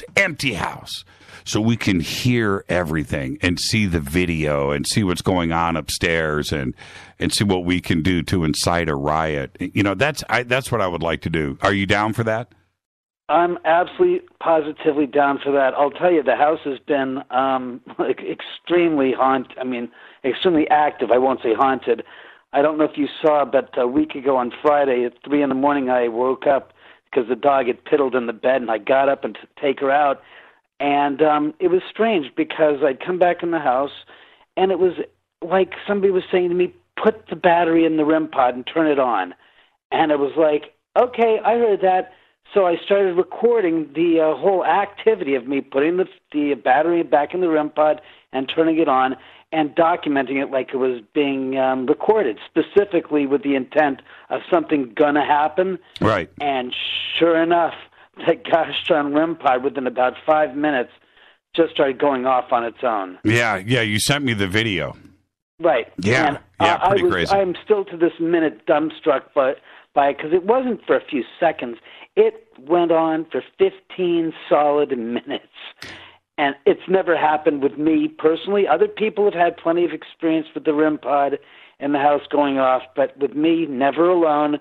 And I was just flabbergasted. I couldn't, and I'm laughing in the camera going, I can't believe this is happening. It's really happening for me. And everybody else just said, "Why are you so happy?" And it's like, because it's never happened, and I've always wanted to have that experience. I go, "You're crazy." It's like, I love ghosts. Well, there's a couple of things about the house that I'll say. When you first walk in there, you know where you are. First, that's where you drive up. You know where you're going to. But when you first walk in, you can just kind of tell nearly instantly that it's a special place, and you can tell. But I'll say this. David has got a whole series of videos up on his YouTube channel. Just go to the Omen House up on YouTube and go to his channel and look at the videos there. He has this, it's a fish tank, right? Right? Yeah. Yeah. Okay. So, and it's how many, what is it, like a 200-gallon fish? 100, I think it's 180 gallons. Right. It's a big fish tank. I don't know how many feet wide, 6 feet, maybe a couple of feet tall. Yeah. And and that weighs a lot. It's tonnage, right? So it's there. Half a ton, exactly. Right. And above on the top of this fish tank, he has all of these figurines, and a lot of them are from Beetlejuice. Maybe they're all from Beetlejuice, but the point is, these figurines are up there, and he's got videos of these figurines falling over. So the first thing I did when I was alone, David's not around me, I got to go, Mr. Skeptic, right? I got to go and check out what's going on. So I sneak in to the room, and I'm looking at the famous figurines. I'm looking at the fish tank, and I look around. I make sure that nobody can see me. And then what do? I go, right? I hit the fish tank, right? And I'm not a small guy. I'm not a small guy, David, right? I'm 6 foot tall. Right. I'm 200 pounds. Yeah, you're a good size guy. I got some girth, right? So, bam, bam, bam. And these figurines don't even blink. They don't move. And I'm like, wait these things are falling over. So then I reached up again, David, I don't want to offend you, but this is what I was doing when you weren't around. I picked them up. And that's when I had the holy crap moment. These figurines weigh like a couple pounds each, right? Yeah. And they're what are they made of? Solid. Yeah. It's like rubber, solid, hard rubber, hard plastic, but they're heavy. They're heavy. They weigh a couple of pounds. And I'm picking them up. I was like, how are these things falling over? I'm up on my tippy toes, and I'm looking, and the chill went down my spine as I was thinking about all of those videos where I was watching these, kids looking at these, these figurines are falling over. It's an impossible thing to have happen. I don't know how it occurs. And it freaked me out. I just walked around that house just feeling that it's a very, very special place. But every time I walked by that room and I looked at that fish tank, I was like, man, that is no joke, man. What is going on in there is no joke. So, I would love to come up and do it again with you. And this time around, because we had such a great time last time. It was so much fun. Oh, yeah. But let's do it where the house is just ours. It's just us, and let's go and do it and get some action going.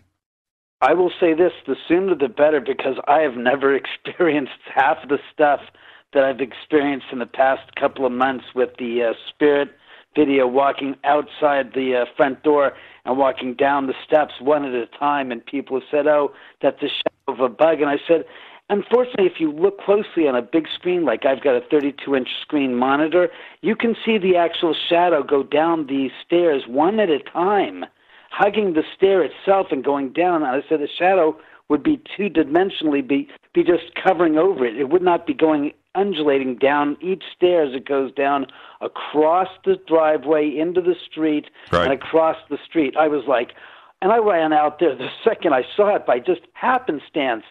Again, people say, how do you know these are happening? It's like, well, a lot of times I am literally notified by the spirits. I mean, it might be on YouTube or on Facebook, and I'm like, wait a second, let me just check something on the camera. So I go to the camera videos, and I look at the cameras, and all of a sudden I saw this something happening on the front door camera, and I was like, okay, let me blow this up to the entire screen. And in real time, I'm seeing this shadow object go down the wall and across the stairs, and I ran upstairs to run to see what it was, right as it was happening. Say, all right, I just saw something, what is it? And I looked at the lens, and there was nothing on the lens.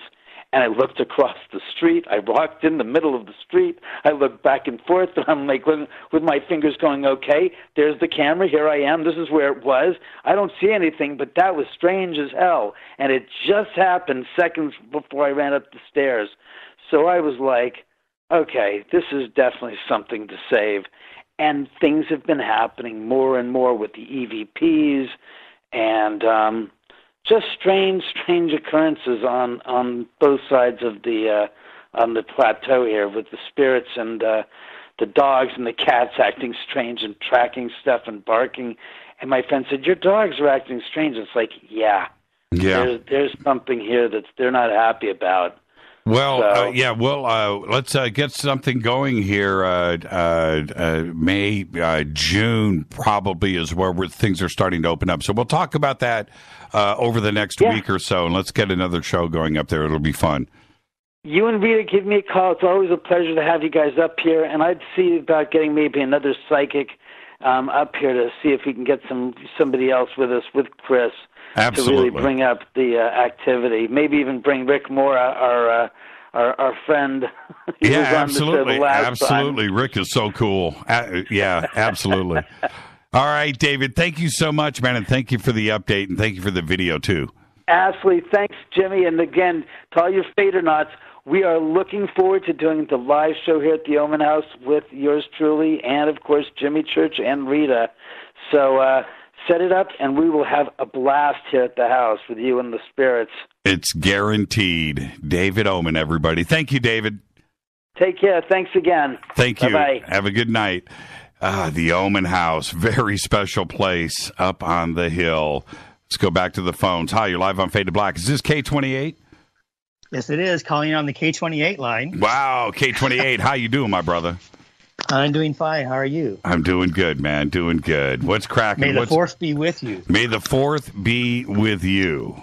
And I just saw your May the fifth be with you too as well. Is that good? Gobekli Tepe. Yeah, is that good whiskey? What is that? I have no idea. I just try to find a fifth of something just to post it. Oh, it was random. I'd never heard of it. We don't need to say what the brand is, but so anyway. Oh, wow.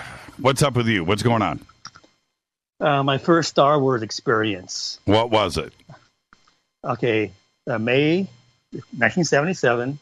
I was in Westwood, waiting in the humongous line that wrapped around the building. I don't know how many times, but it was the first weekend of the first Star Wars movie.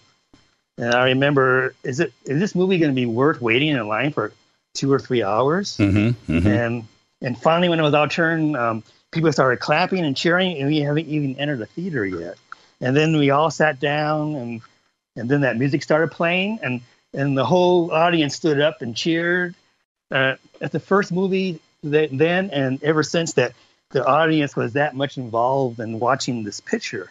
And that was the first time for me to see anything like that. So, and they were clapping almost for every single sarcastic thing that was being said. They all just cheered and they went woohoo and stuff like that. So.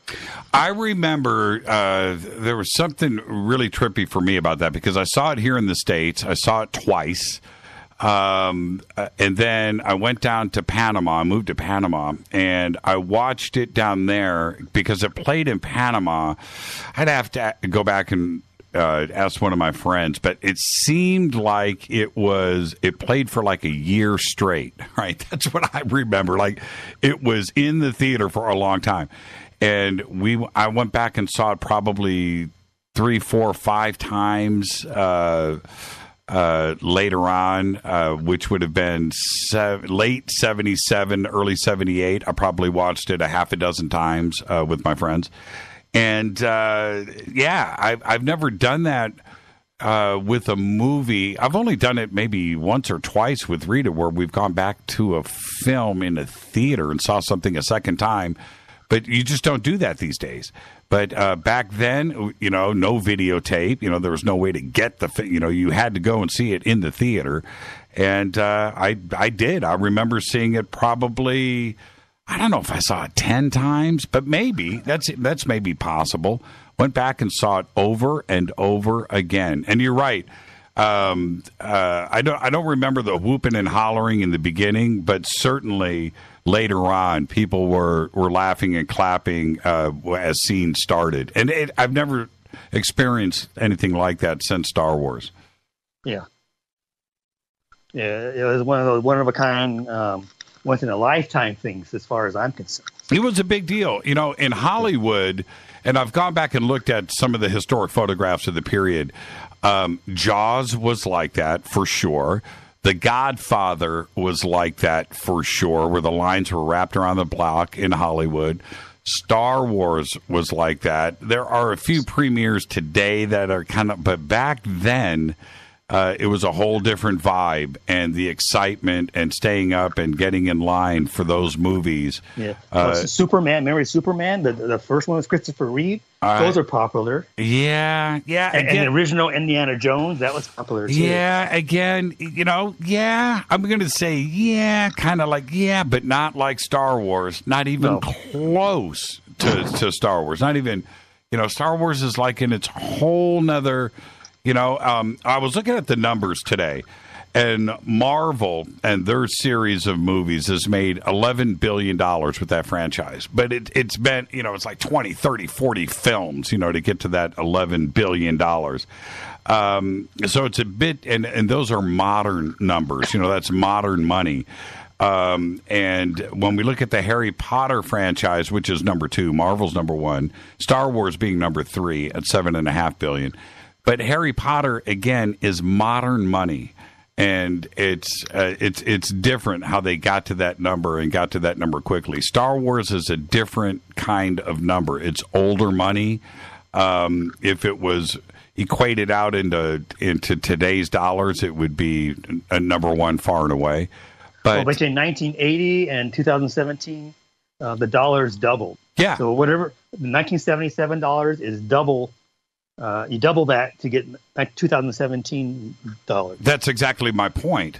And so, and the other thing is this. Now, as cool as some of those Marvel films are, and they're cool, but they are not life-changing things, right? They're not culture-changing things.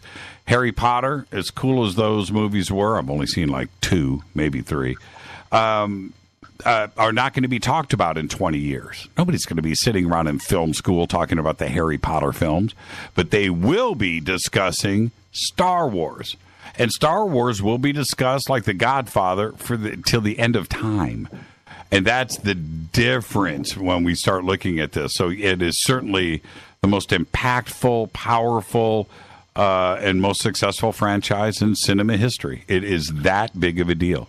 And it's ongoing. It's not going to change. No, it's going to go on forever. Thank you so much, K28, man. Be safe out there, my brother. Thank you for the phone call. And always Go Beckley Tepe to you. Thank you so much. Thank you. K28, everybody. This is Fade to Black, Thursday night, Fader Night. More of your phone calls next.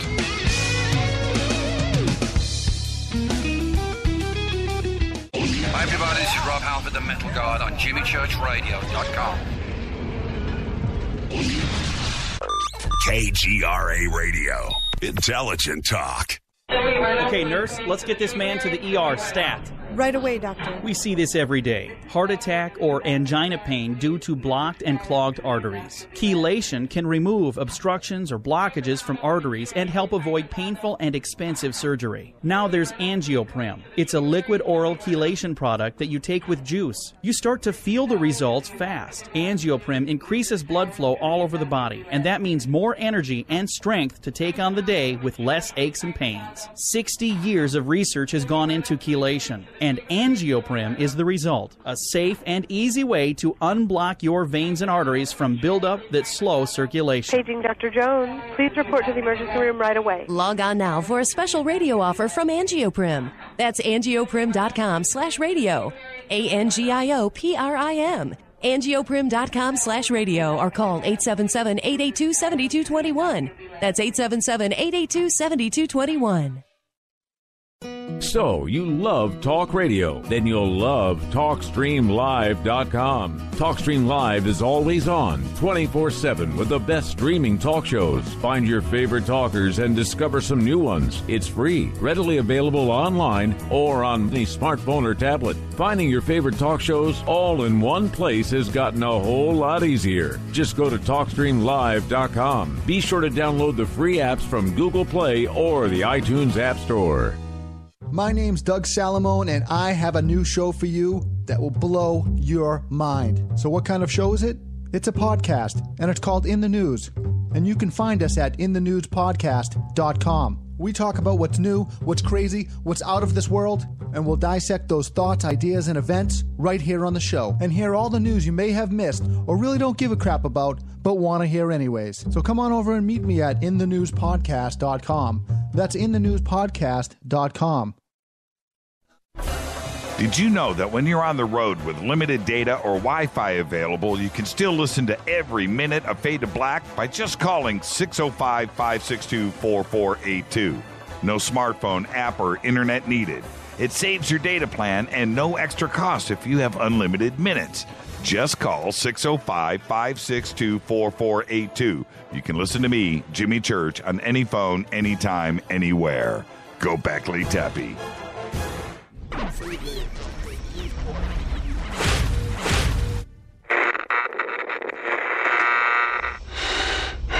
You want to know a secret? I love ponies. I really love ponies. I'm serious. I couldn't stay sane without ponies to brush. Why Fade to Black? Because you never got that pony, damn it. This is Fade to Black with Jimmy Church on the Game Changer Radio Network and KGRA, the Global Radio Alliance.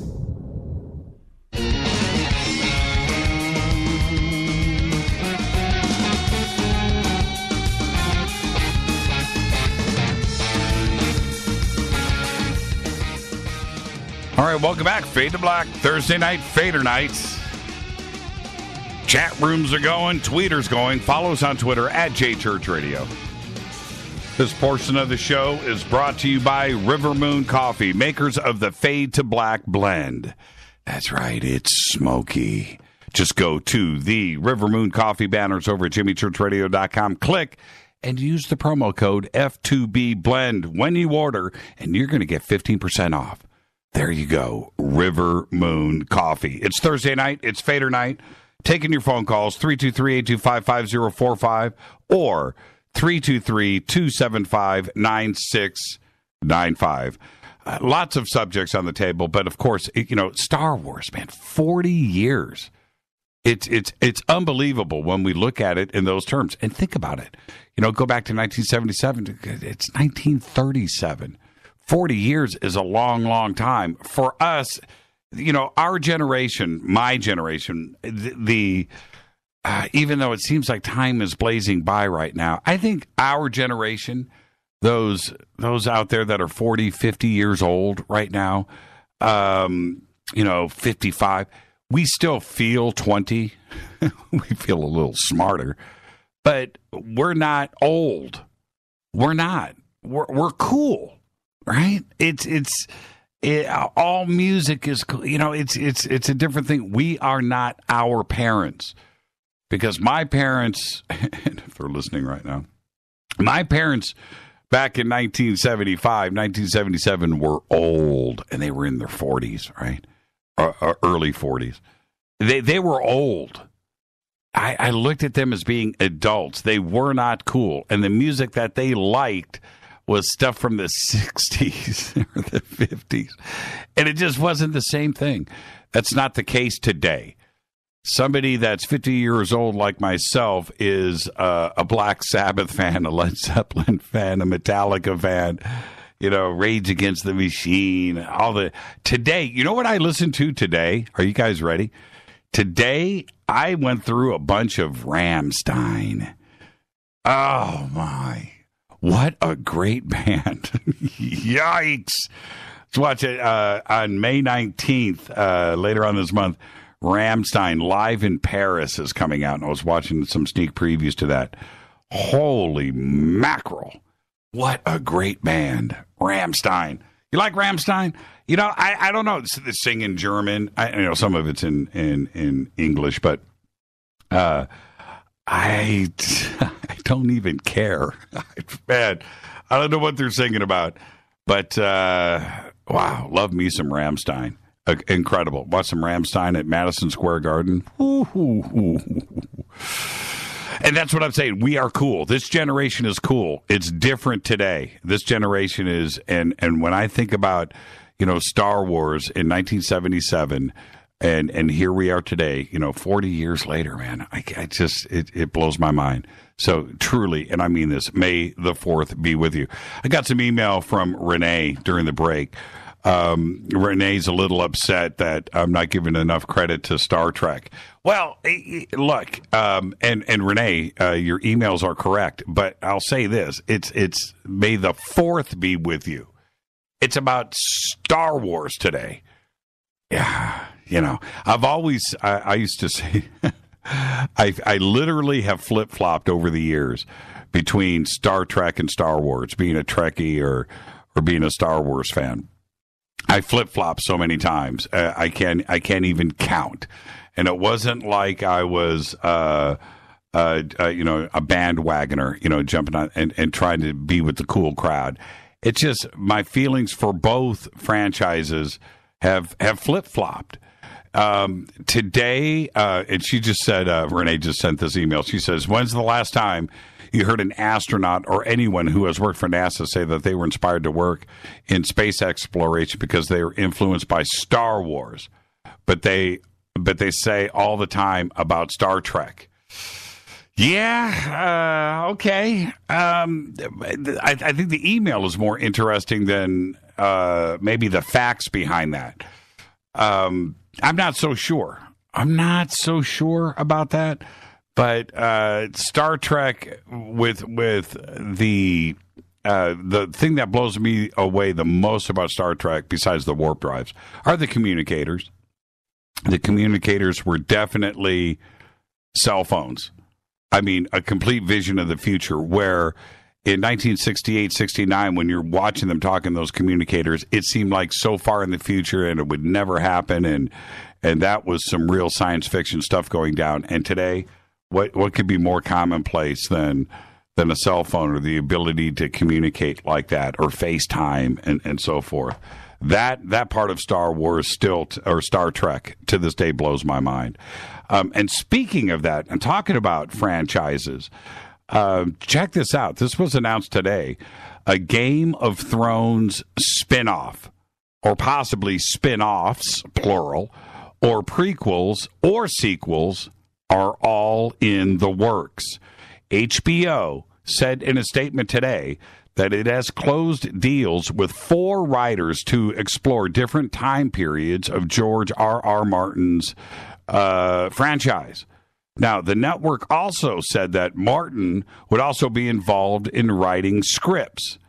The creators and showrunners of the main series, D.B. Weiss and David Benioff, are finishing the upcoming 7th season of Game of Thrones and are writing and preparing for the 8th and final season, but would be attached along with Martin as executive producers. So there you go. We're going to have stuff in the future. We're going to have prequels. We're going to have sequels, spin-offs left and right. The 7th season is getting ready to kick off. It's going to be a shortened season. This is what I have read. I think the number is, and although they're being so tight-lipped about it, they've got 15 shows. They're going to split those up. It's going to be 7 or 8 this season and 7 or 8 for the final season next year. And hopefully, this is what I'm most interested in, is that this final battle, this final ultimate thing that is going to go down is actually going to have a conclusion at the end of the 8th and final season, and we're going to see what happens, right? Is Jon Snow going to take over? You know, is he going to win? What's going on with the North? Well, on all sides, what's going to go down with those dragons? All of these questions need to be answered. And we've been waiting for this epic battle for a long time. And George R.R. Martin kind of alluded to that he hasn't written it yet. And he knows what he wants in the final season. And in case anything happens to him physically or whatever, if he's not around, that he has given the instructions to HBO on how to conclude things. But no indication and no mention about this epic final battle that everybody has been preparing for and leading up to. So, I'm a big Game of Thrones guy. Rita's really studied all aspects of it and read all the books. And I just want to see this come to a conclusion. And there you go. All right. So then after that, it's going to be like Star Wars. We're going to have prequels and sequels forever. There's no way that HBO is going to let that franchise go. Not like The Sopranos. Hi, you're live on Fade to Black. Who's calling? Brother Jimmy. Yes. Josh. Hey, Josh. How are you? How you doing? I'm doing great, man. My wife's a big Game of Thrones, and we named our dog after Khaleesi. Right. And so, she is glued to that, and I like it. It's great, but she is addicted to it. And, so usually she's watching that. I go back. Hey, Josh, do me a favor. Yeah. Call me back. Your line is breaking up. Call me back when you've got some signals. Okay. I'll put you at the front of the line. Okay, I'll call you right back. Okay, bye. Okay, bye. Yeah, I can't do the breaking up of the phones, but Josh, I love you, brother. So I'll put you at the front of the line. Everybody else, just stay on hold. Josh is going to jump to the front of the line. I can't cut Josh off like that. See, where am I at here while I'm waiting for Josh? I want to reset that phone line. To protect its spacecraft, this announcement just happened talking about NASA and Renee. To protect its spacecraft from the rigors of deep space, a team of NASA engineers is turning to a time-honored and battle-proven solution: chainmail. Now listen to this. Led by Raul Paulit Casillas, whose mother is a fashion designer in Spain, the group at NASA's Jet Propulsion Laboratory have developed a fabric that puts a true extraterrestrial spin on the armor of yore. I'm not making this up. Listen to me. The fabric is strung together from a series of tiny little articulated metal tiles, which reflect light on one side. It's shiny. They're square, and they're connected underneath, and which reflect light. And then on the back side, it absorbs light, providing a mechanism for thermal regulation. Now, it's mail, but it's little tiles. Kind of like the tiles that you have for your bathroom, the sheets of tiles with the little tile, but they're connected.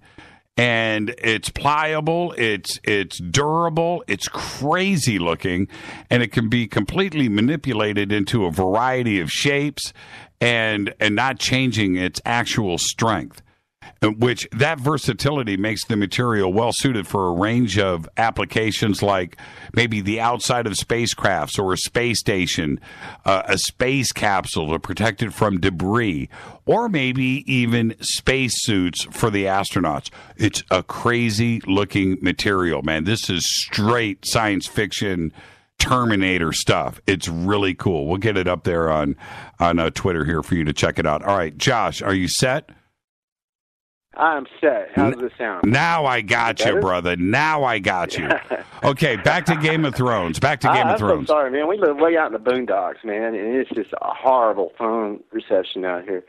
I want to first thank you for the shirt and the cap. That meant a lot to me, man. That shocked me. They said, you got a hat that you ordered, and I was like, I didn't order any hats, and voila, there's a Jimmy Church Fade Black hat there in the T-shirt, man. I was like, hot damn. Man, how cool is that? That is so cool. Yeah, man. And I'm telling, we tell everybody out here and about the show and stuff, and I was talking to my lawyer, and I was telling him, I said, hey, John, check this guy out on his radio show, and I told him how to do it and everything. And I said, yeah, it's kind of a little bit about everything. It's paranormal, UFOs, pyramids. And he said, and then he goes off and he says, hey, that's interesting. He says, I had a guy that was a client, and I can't mention his name, but he was telling me, you're going to do a case for him. But he asked about his background, and he said that he was in Special Forces, and he couldn't really go any further than that. And he said, well, it was like Black Ops, and he said, yeah. But he said, well, I have client attorney privilege, and I can't say anything. And he said this guy opened up to him about some stuff. And so one of the things that he said, and that this is about pyramids. Now, I haven't tested this or tried it or anything like that. So, but there's another story too that's weird that did happen, and this guy witnessed. But what it was he said basically you could take like straws, anything, and make a shape of a pyramid, right? And like say you had just like bendable straws, and you made the frame shape of a triangle, a pyramid, right? Mm-hmm. And you would take that, and say you had two knives, and you sharpened them, and they're both sharp. You put that one knife underneath the inside of the pyramid that like made out of straw, and then you put the other one outside, and you leave it outside. Say you leave it outside for 10 days. This is what he was saying, and if the one that's outside of the pyramid would dull, and the one that was inside the pyramid wouldn't dull. That's right. Yes. Have you heard about that? Oh, yes. Back in the 70s, especially when that book came out, Pyramid Power, people were, and I feel a sneeze coming on, Josh, so if I sneeze in the middle of this, you'll know I've warned everybody. They're going to watch this happen on the bunker cam. I feel it coming. Is this, when that book came out, Pyramid Power, people were putting pyramids above, like their bed would be a giant pyramid like you're talking about, right? Just connected rods, right? And so the stories were going around like, now I've never done any of this, but that if you put a razor on the inside of one of these small pyramids, it would sharpen itself, and the one that would be on the outside of it would get dull. The one on the inside would sharpen itself.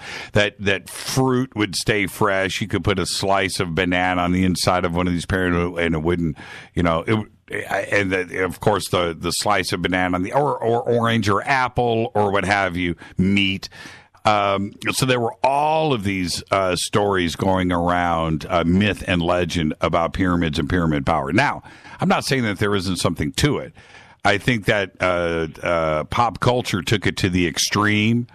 With keeping fruit fresh,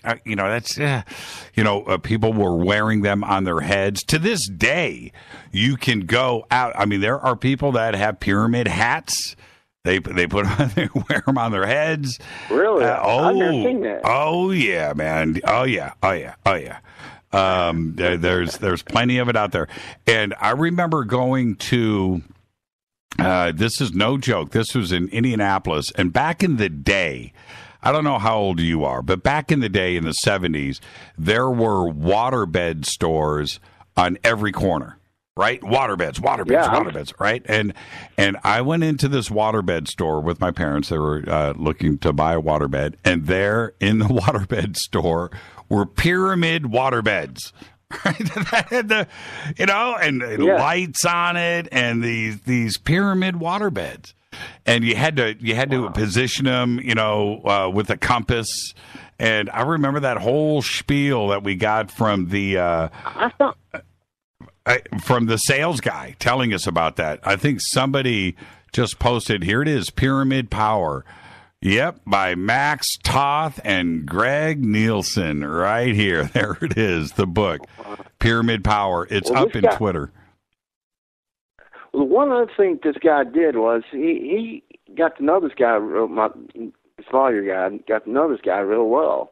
And there's a couple of investments and stuff, and they were kind of wondering if one in particular, these people bought this building, and there was a vault, a small, well, it wasn't small, but it was a good-sized safe inside there, like a, I don't know if it was like a bank safe, but big safe, like 2 refrigerators, bigger than a gun safe, and they were. They didn't, they were gonna cut it, with cutting torch and all that kind of stuff. And this guy came with him to kind of look over.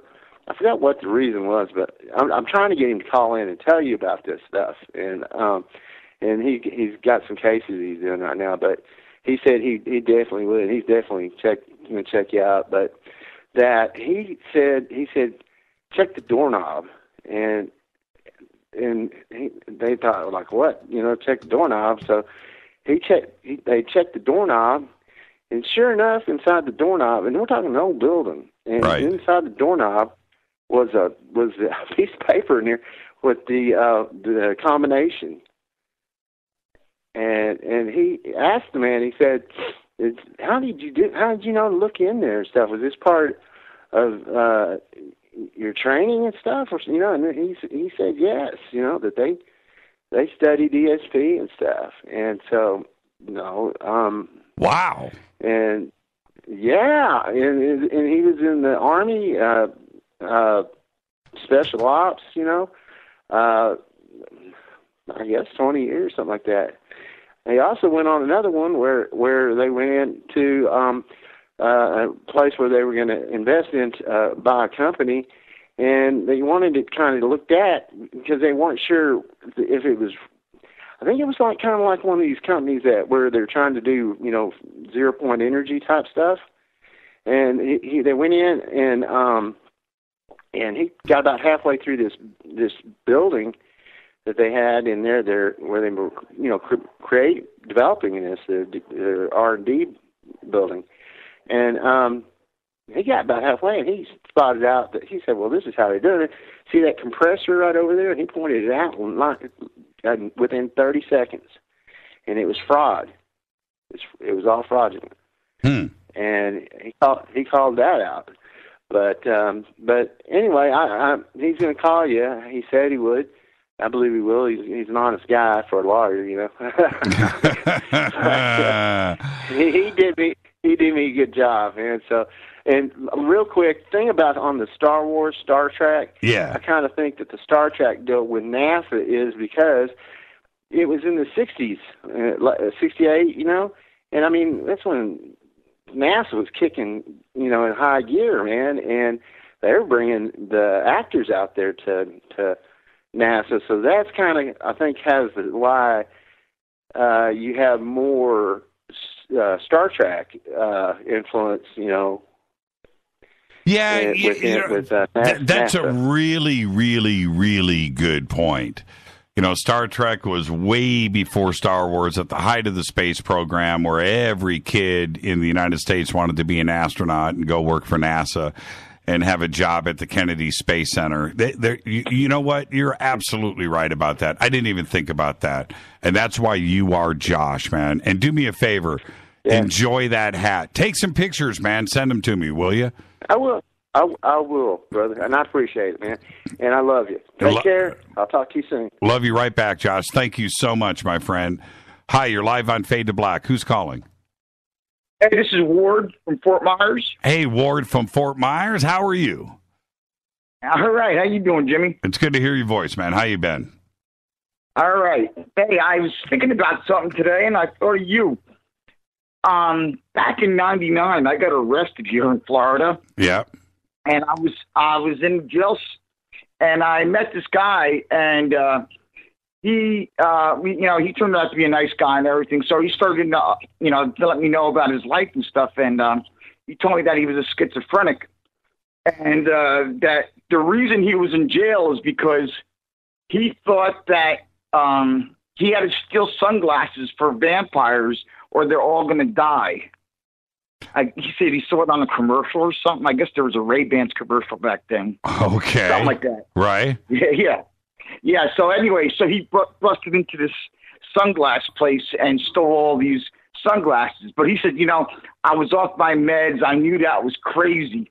I realize that now. But he said, what isn't crazy now, I was on my meds. He says that he was walking on the beach and he walked into this building.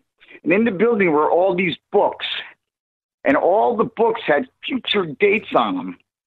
And all the stories in the books were changed. And I just thought about that today from 1999. I was like, that sure sounds like the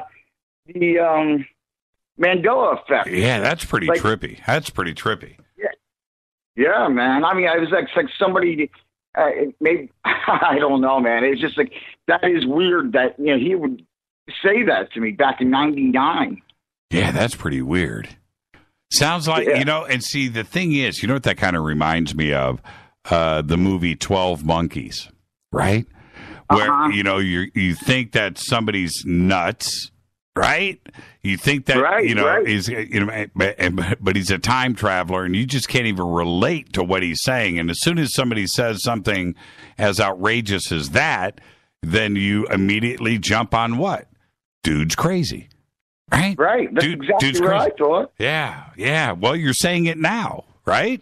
Yeah, I'm saying it now even. But it makes a little bit more sense right now because of all this Mandela effect stuff going on. Absolutely, man. Absolutely. That it makes you wonder. It makes you wonder. I've got to go back and start thinking about all the crazy people I've met in my life that just maybe they weren't. Exactly. Well, I've been thinking that lately myself. I've been thinking all these people with schizophrenia, maybe they're just seeing another reality that's really there. I know. And, I am so cautious. I'll tell this story after the break. I'll tell the story about a friend of mine because you need to be very, very careful when you're around somebody that could be possibly teetering on the edge. And you think, and this is the point that I'll make after the break, so just listen to the story I'll tell after the break. Mm-hmm. You need to be very careful that you think that you are the sane one and that you've got it all together and you're going to tell somebody else how it really is when they're telling you about something that just sounds too unbelievable to be true, and you're assuming that somebody's imagining things and that they may not all be altogether there. So you're going to be this Svengali. You're going to be the guy with all the answers, and you're going to try to help your friend out. And then later you find out that this person was actually telling you the truth. Right? Mm-hmm. Now, because you have gone and told somebody and straightened them out, and they went, oh, okay, all right, I feel better.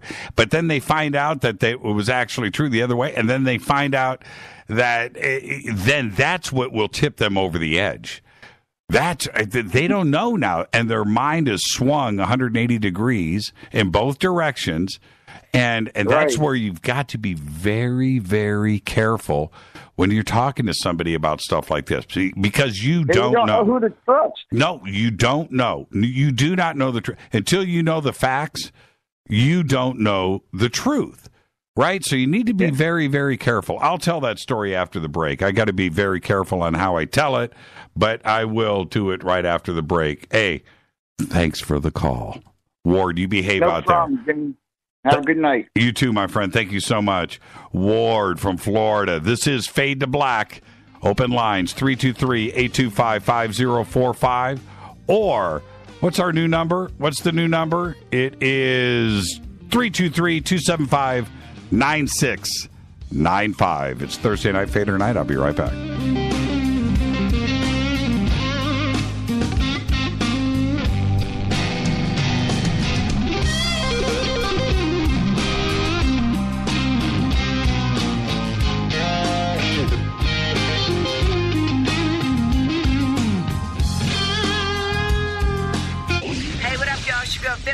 Here, and you are listening to my boy Jimmy Church on JimmyChurchRadio.com.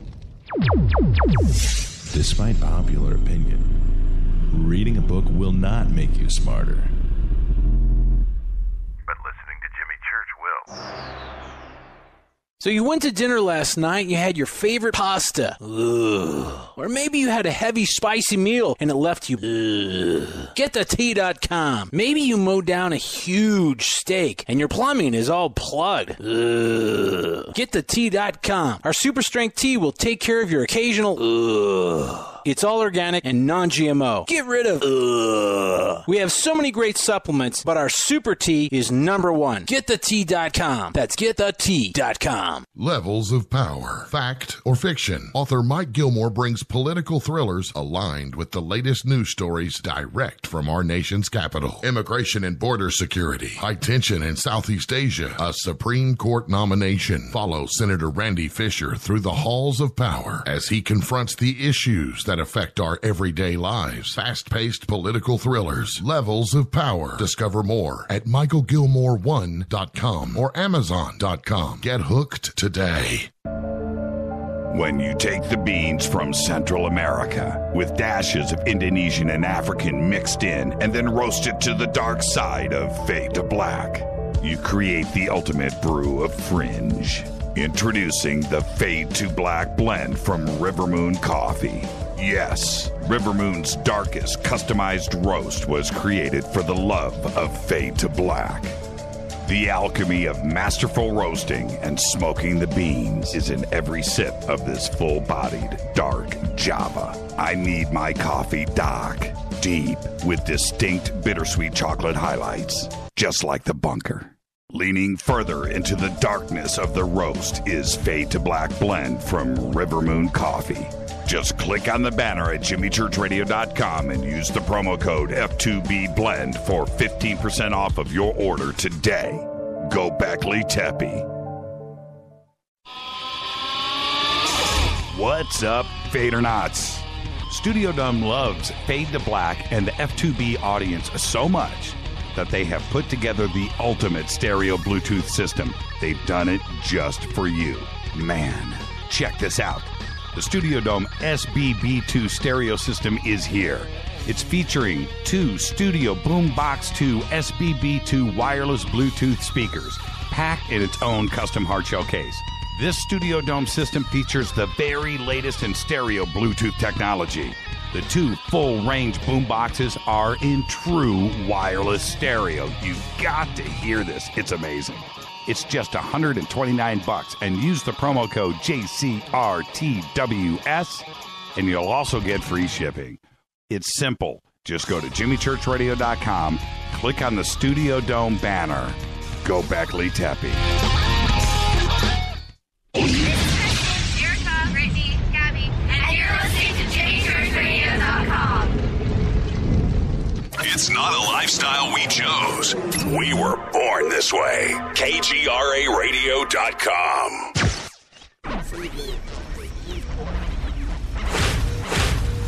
This is KJCR at jimmychurchradio.com.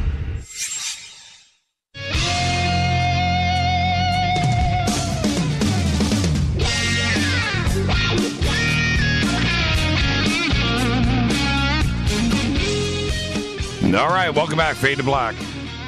Thursday night, Fader Night. Open lines all night long. 323-825-5045 or 323-275-9695. And with that, let's go straight back to the phones. Hi, you're live on Fade to Black. Who's calling? Hey, Jimmy, this is Dave in South L.A. Hey, Dave in South L.A. How are you, man? I'm doing good, I wanted to bring up something from past week before this, when you had Steve Huff on. Yes. And he was talking about some of his experiences with, talking to spirits and things like that, using his equipment. Right. And he mentioned something about the reaction he got when he was trying to bring spirits into the light. Yes. Spirits that were stuck somewhere. Right. And I had an experience similar to this. I used to work with a shaman up in Santa Cruz. But actually, the reason why this reaction happens, and I discussed it with someone else recently, is due to the fact that this is a food source for some entity. I can see that. And when you take away their food, they get real ticked off.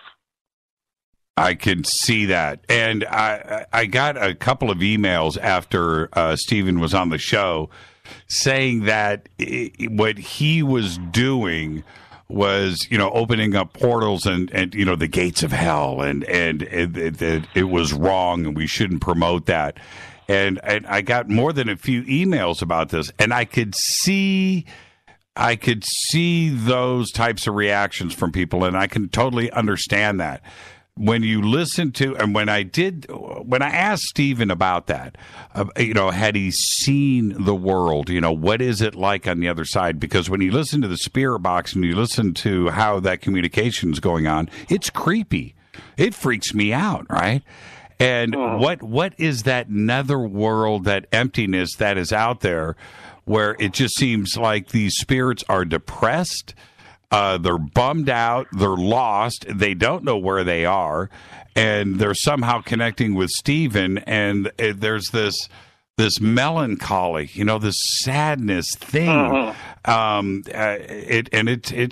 It's a creepy. I don't even know if creepy is the right word, but it definitely freaks me out. And these emails that I got from people, and I can totally get it. I totally can understand that kind of reaction. But I think that Stephen is on to something. I don't think that we should ignore Stephen Huff or people that have like Anthony Sanchez that have software and things like this that are out there trying to explore this, because we need to we definitely, ignoring it is not the right thing to do. We've got to figure it out. But I totally agree with you, man. It's it could be a food source. It could be some type of energy for that. And we truly don't know. We don't have those answers, do we? Not directly. I mean, but it's something. This experience I had with taking a class with a shaman. It was Halloween night in Santa Cruz. We went to a graveyard and kind of did the same thing and released trapped spirits. However, about 20 minutes into it, the shaman kind of tugged my sleeve and said, "We got to get out of here now. There's something up in that tree." And when spirits get trapped somewhere, graveyards or anywhere else like that, it's just like any other natural environment. If there is a food source available, there's some sort of creature that will evolve or develop or arise that will eat it. And you were there. Just because it's available. And you were in the way. You could have, right? Yeah. And look, and also Halloween night, graveyard, shaman, you're just asking for it there, man. So that we went demon hunting afterwards on the boardwalk, where they filmed The Lost Boys. Oh yeah. Santa Cruz. Yeah. That is a trippy place. That is a trippy place, man. And congratulations for surviving it and making this phone call. All right, Dave. Hey, man, be safe out there, my friend. Okay, thank you. Thank you. Yeah, he's right, man. A food source. Could it be? I'm totally, all of those things crossed my mind with Stephen Huff. That was a great show, by the way. Hi, you're live on Fade to Black. Who's calling? You're live right now. 3. Yeah. Oh, you're live. Oh, it's me? Yes. Am I on? You're up next. All right.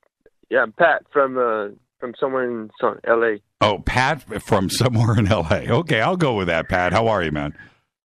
I'm all right. I enjoy your show. I don't really have a lot to say, but I've never watched Star Wars. Why? I've never interested me. It's too long and it's boring. Okay. And it's more.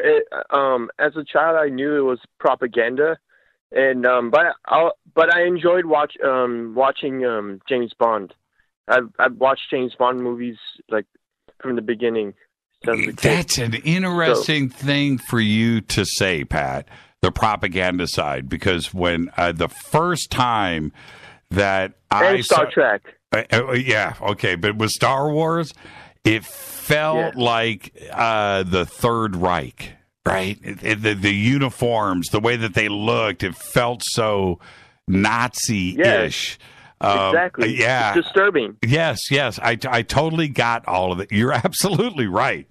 You know, people don't... I watched some of it with my brother. Yeah. He's a lot older than me, and he's more in the age range of where you are. Maybe Right. a little younger. Right. But I never got into it. It's just too boring. And also Harry Potter. I watched it at the Burbank AMC when it came out. One of the Harry Potters. Right. I fell asleep in the movie. It was stupid and boring. A bunch of kids flying around. But yeah, I never got the Harry Potter. I watched it because of my daughters. Right? You got to do it. And as a parent, I would go. I never got the Harry Potter stuff, and I know it's blasphemous for a lot of people, but no, I never connected. I never did. I have no idea who the characters are, what the storyline is. I know nothing, and I've seen like 3 of them. So you're absolutely right, Pat. Thank you for that, though. I think you're absolutely right, and thank you for your honesty, man. And first time caller. Yeah, I would like to say I've been to I've gone outside of LA, and I've noticed the timing in Arizona when I was sleeping during the night, it was a lot different, and I've actually experienced some weird deep dreams in Arizona, and also living in Burbank too. I was a resident of Burbank, grew up in Burbank, and so I've had some weird experiences there too, while in my sleep, while sleeping, and just deep dreams, and some instances where it felt like I wasn't able to wake up. I'm going to tell you something, Pat, and that it's a very interesting observation that you've made about Burbank. When no matter where you are... And Palm Springs, too. Yeah, Palm Springs is trippy, no doubt. But no matter where you are in L.A., when you cross the line and you go into Burbank, it's a different world. It's like it's just a dip. You are crossing into another parallel. Burbank is a very, very special place. I totally agree with you. There's something about Burbank that feels different than anywhere else in all of Los Angeles. You're 100% correct on that. It's so trippy. It is. It really, there's no question about that, my friend. None at all. Thank you for that. And then living in Burbank, growing up, I had to keep a lot of it to myself, but it's just really strange people there, and you can't really speak your mind, and freedom of speech, it doesn't really exist. They always target you. Well, Santa Monica, too. Santa Monica is a commie state. It's amazing. Oh, man, we just offended half of Los Angeles, Pat, in one phone call. It's all right. It's just freedom of speech. That's right, man. You don't like it, it's too bad. That's right. It's freedom of speech. You're absolutely right, Pat. Hey, thank you, my friend. In a respectful way. Totally. And listen, first-time caller, don't be a stranger. All right, thank you. Have a good night. Yeah, you too. Pat's 100% correct. Burbank is a trippy place. Trippy. And now, before I go back to the phones, I do want to congratulate Sean Sliker right there. I'm popping that up on the bunker cam.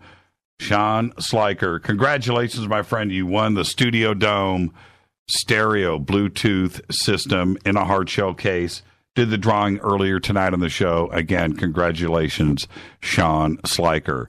Back to the phones. Hi, you're live on Fade to Black. Who's calling? Yeah, brother. This is Brad. Hey, Brad. Where are you tonight? Tonight, actually, I'm over at my wife's parents' house. We're hanging out, doing a little barbecue action. That's what I see. You I saw your post the other day that you barbecued during Fade to Black. Dude, I love barbecuing. That's something you and I have in common. I'm just like a fiend. I love it. Hey, man, 2 weeks to Contact in the Desert. You ready? Dude, you don't even know. Like, Gigi's trying to get me in the freaking compound. I'm like, do I cancel my other spot? Like, I'm like, what? 2 weeks, man. I can't wait to see you, my friend. I can't wait to see you. So, what's on your mind tonight? What are you guys barbecuing? Well, we did a little chicken tonight, trying to keep it light. You know, I'm on a little diet right now. Yeah, I need a diet. I just walked down the hall into Rita's studio and said, "Can I entice you tonight with some wings?" You know. Oh, dude. Yeah. Buffalo stylies. Yeah, man. Wingstop in Burbank, right next to the bunker. Oh man.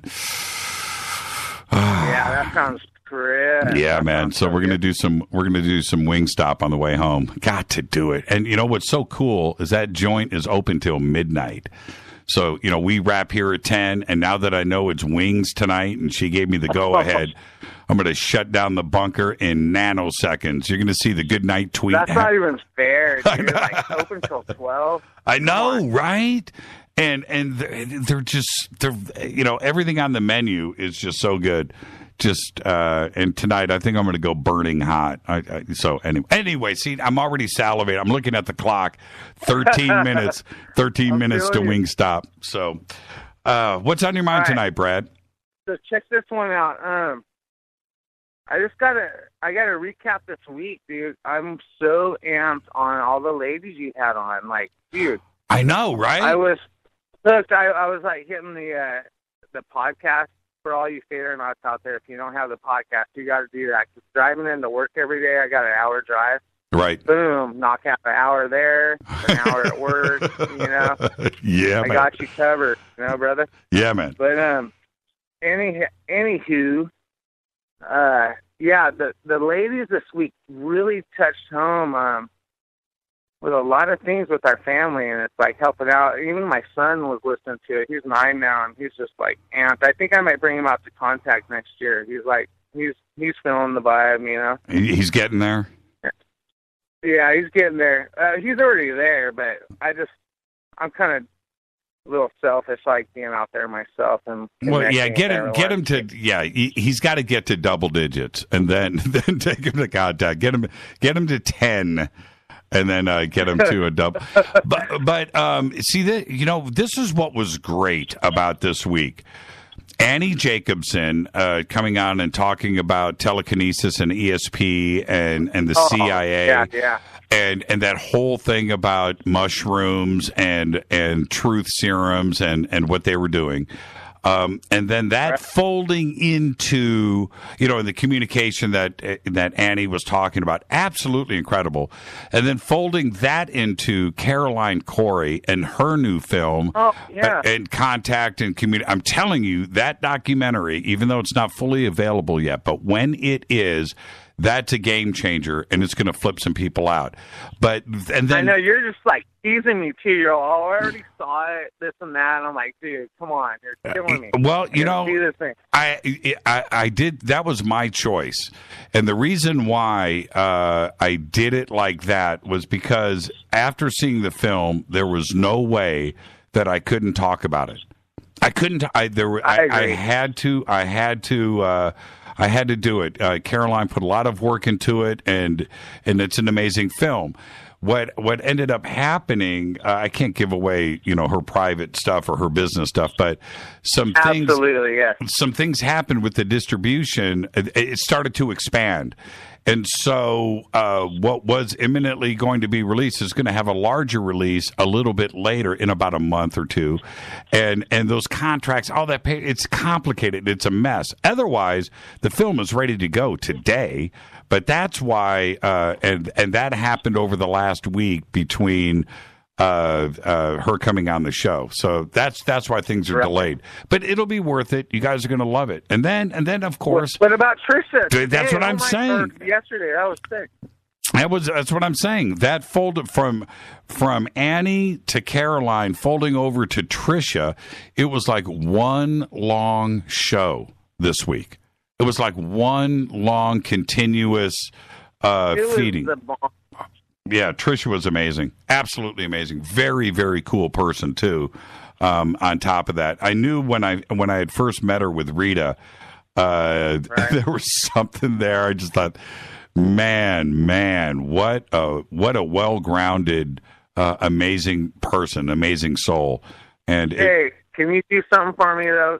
Give Rita a big freaking hug from us, from the Harris family, because my wife dug it. I dug it.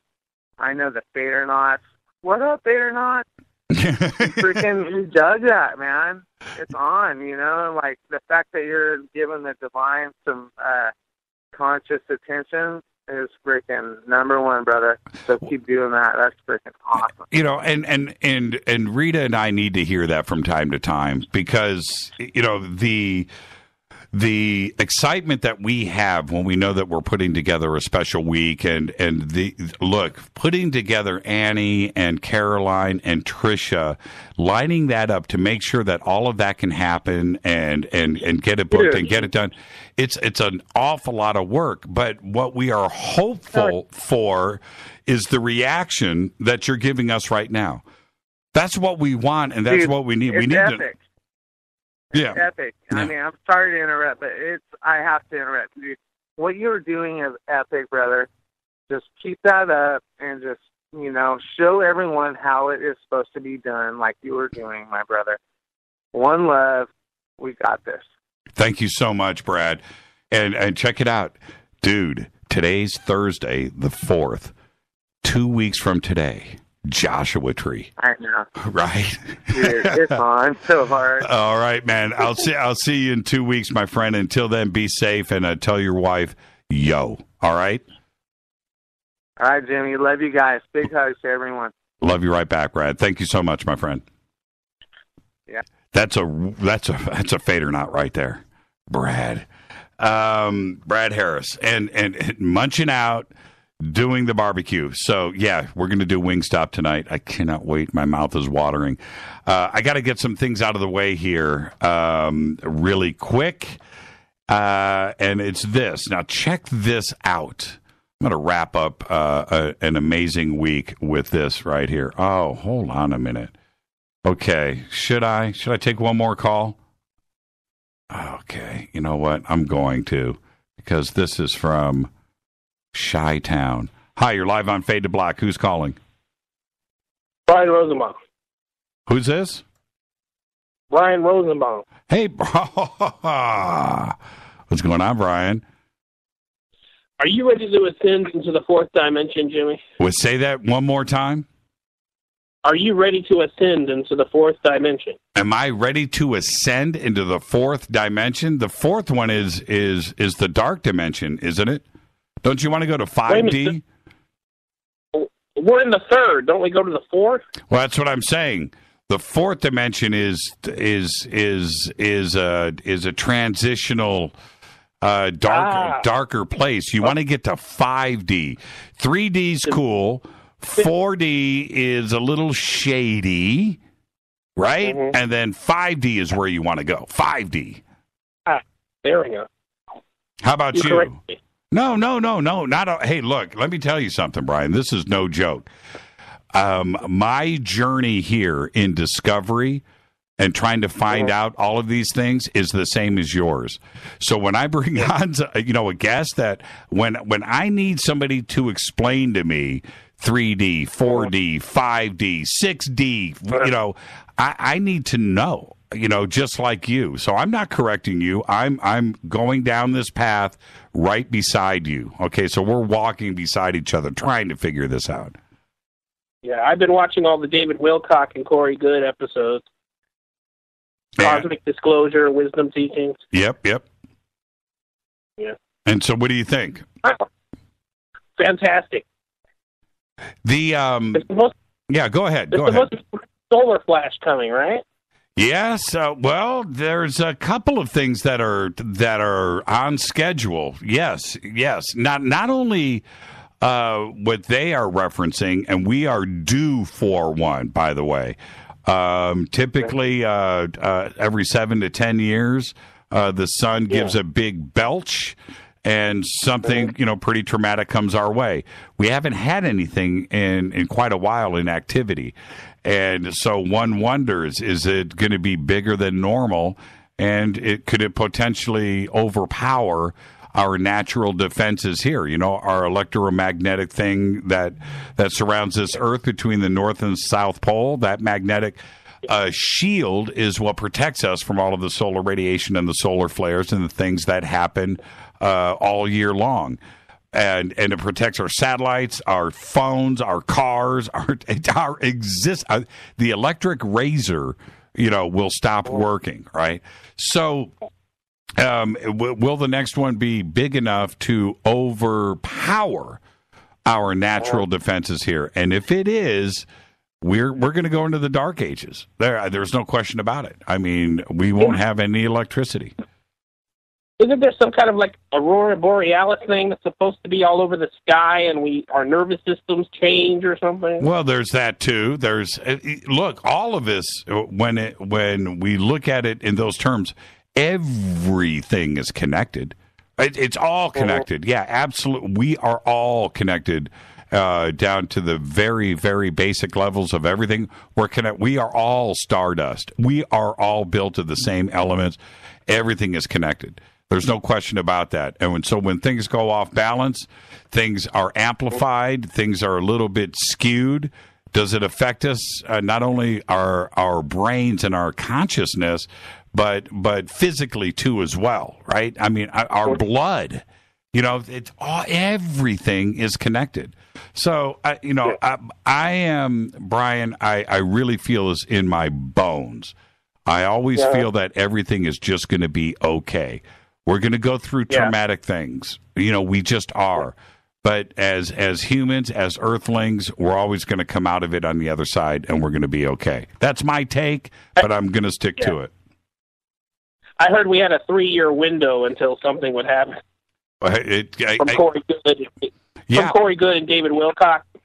Yeah. Well, again, I have to agree with that. I mean, there are, and I've got to wrap the show here in 45 seconds, Brian. Right. So let me just say this, and I want to thank you in advance for the phone call. Everything comes in cycles, and so many things haven't happened in a long time. We haven't had an earthquake here in California since 1994, a big one. This is now 2017. Right? The odds are stacked against us for that. We haven't had anything traumatic, anything big, think about back in 2005 with the tsunami. You know what I mean? Things come in cycles, and we haven't had any solar flares or any attacks from the sun in quite a long time. So in the next 3 years, there's a possibility of a lot of crazy things, and I don't want to see any of it happen. So anyway, weren't the blue aliens diffusing some of that energy from the sun or something? Well, that's back to my point. There's a reason why nothing negative like that has happened. No nuclear war. No, I think that for some reason somebody is looking down on us and making sure that we don't do something stupid. Think about that. Yeah. Hey, Brian, I got to go. I got to roll credits, man. All right. Have a great night. Thank you for the phone call. All right, bye. And man, I meant to ask Brian where he's from. He's calling from Chicago. You know, that's my hometown. That wraps another week here on Fade to Black. Back to back phone calls tonight. Thank you, everybody that called in. Fade to Black's executive producers, Rita Kamarian. Show is produced by Hilton J. Paul, Mark D. Kovar, LJ3, Renee, Jonas. Thank you, Dennis. Thank you, Bob. Announcers are Steve Harder, Gene Vitoa, Mark D. Kovar, Faded by Dale. Webmaster is Drew, the Geek. Music, Doug Aldrich. Intro, Spaceboy, spaceboymusic.com. Fade to Black is produced by KJCR for the Game Changer Network. Syndication is KGRA, The Planet. Thank you to Jon Rappoport and everybody that called in and tweeted tonight. This broadcast is owned and copyrighted 2017 by Fade to Black and the Game Changer Network. It cannot be rebroadcast, downloaded, copied, or used anywhere in the known universe without written permission from Fade to Black or the Game Changer Network. I'm your host, Jimmy Church. Follow me on Twitter at JChurchRadio. I'll see everybody on Monday. Until then, be safe. Go Beckley Tepe.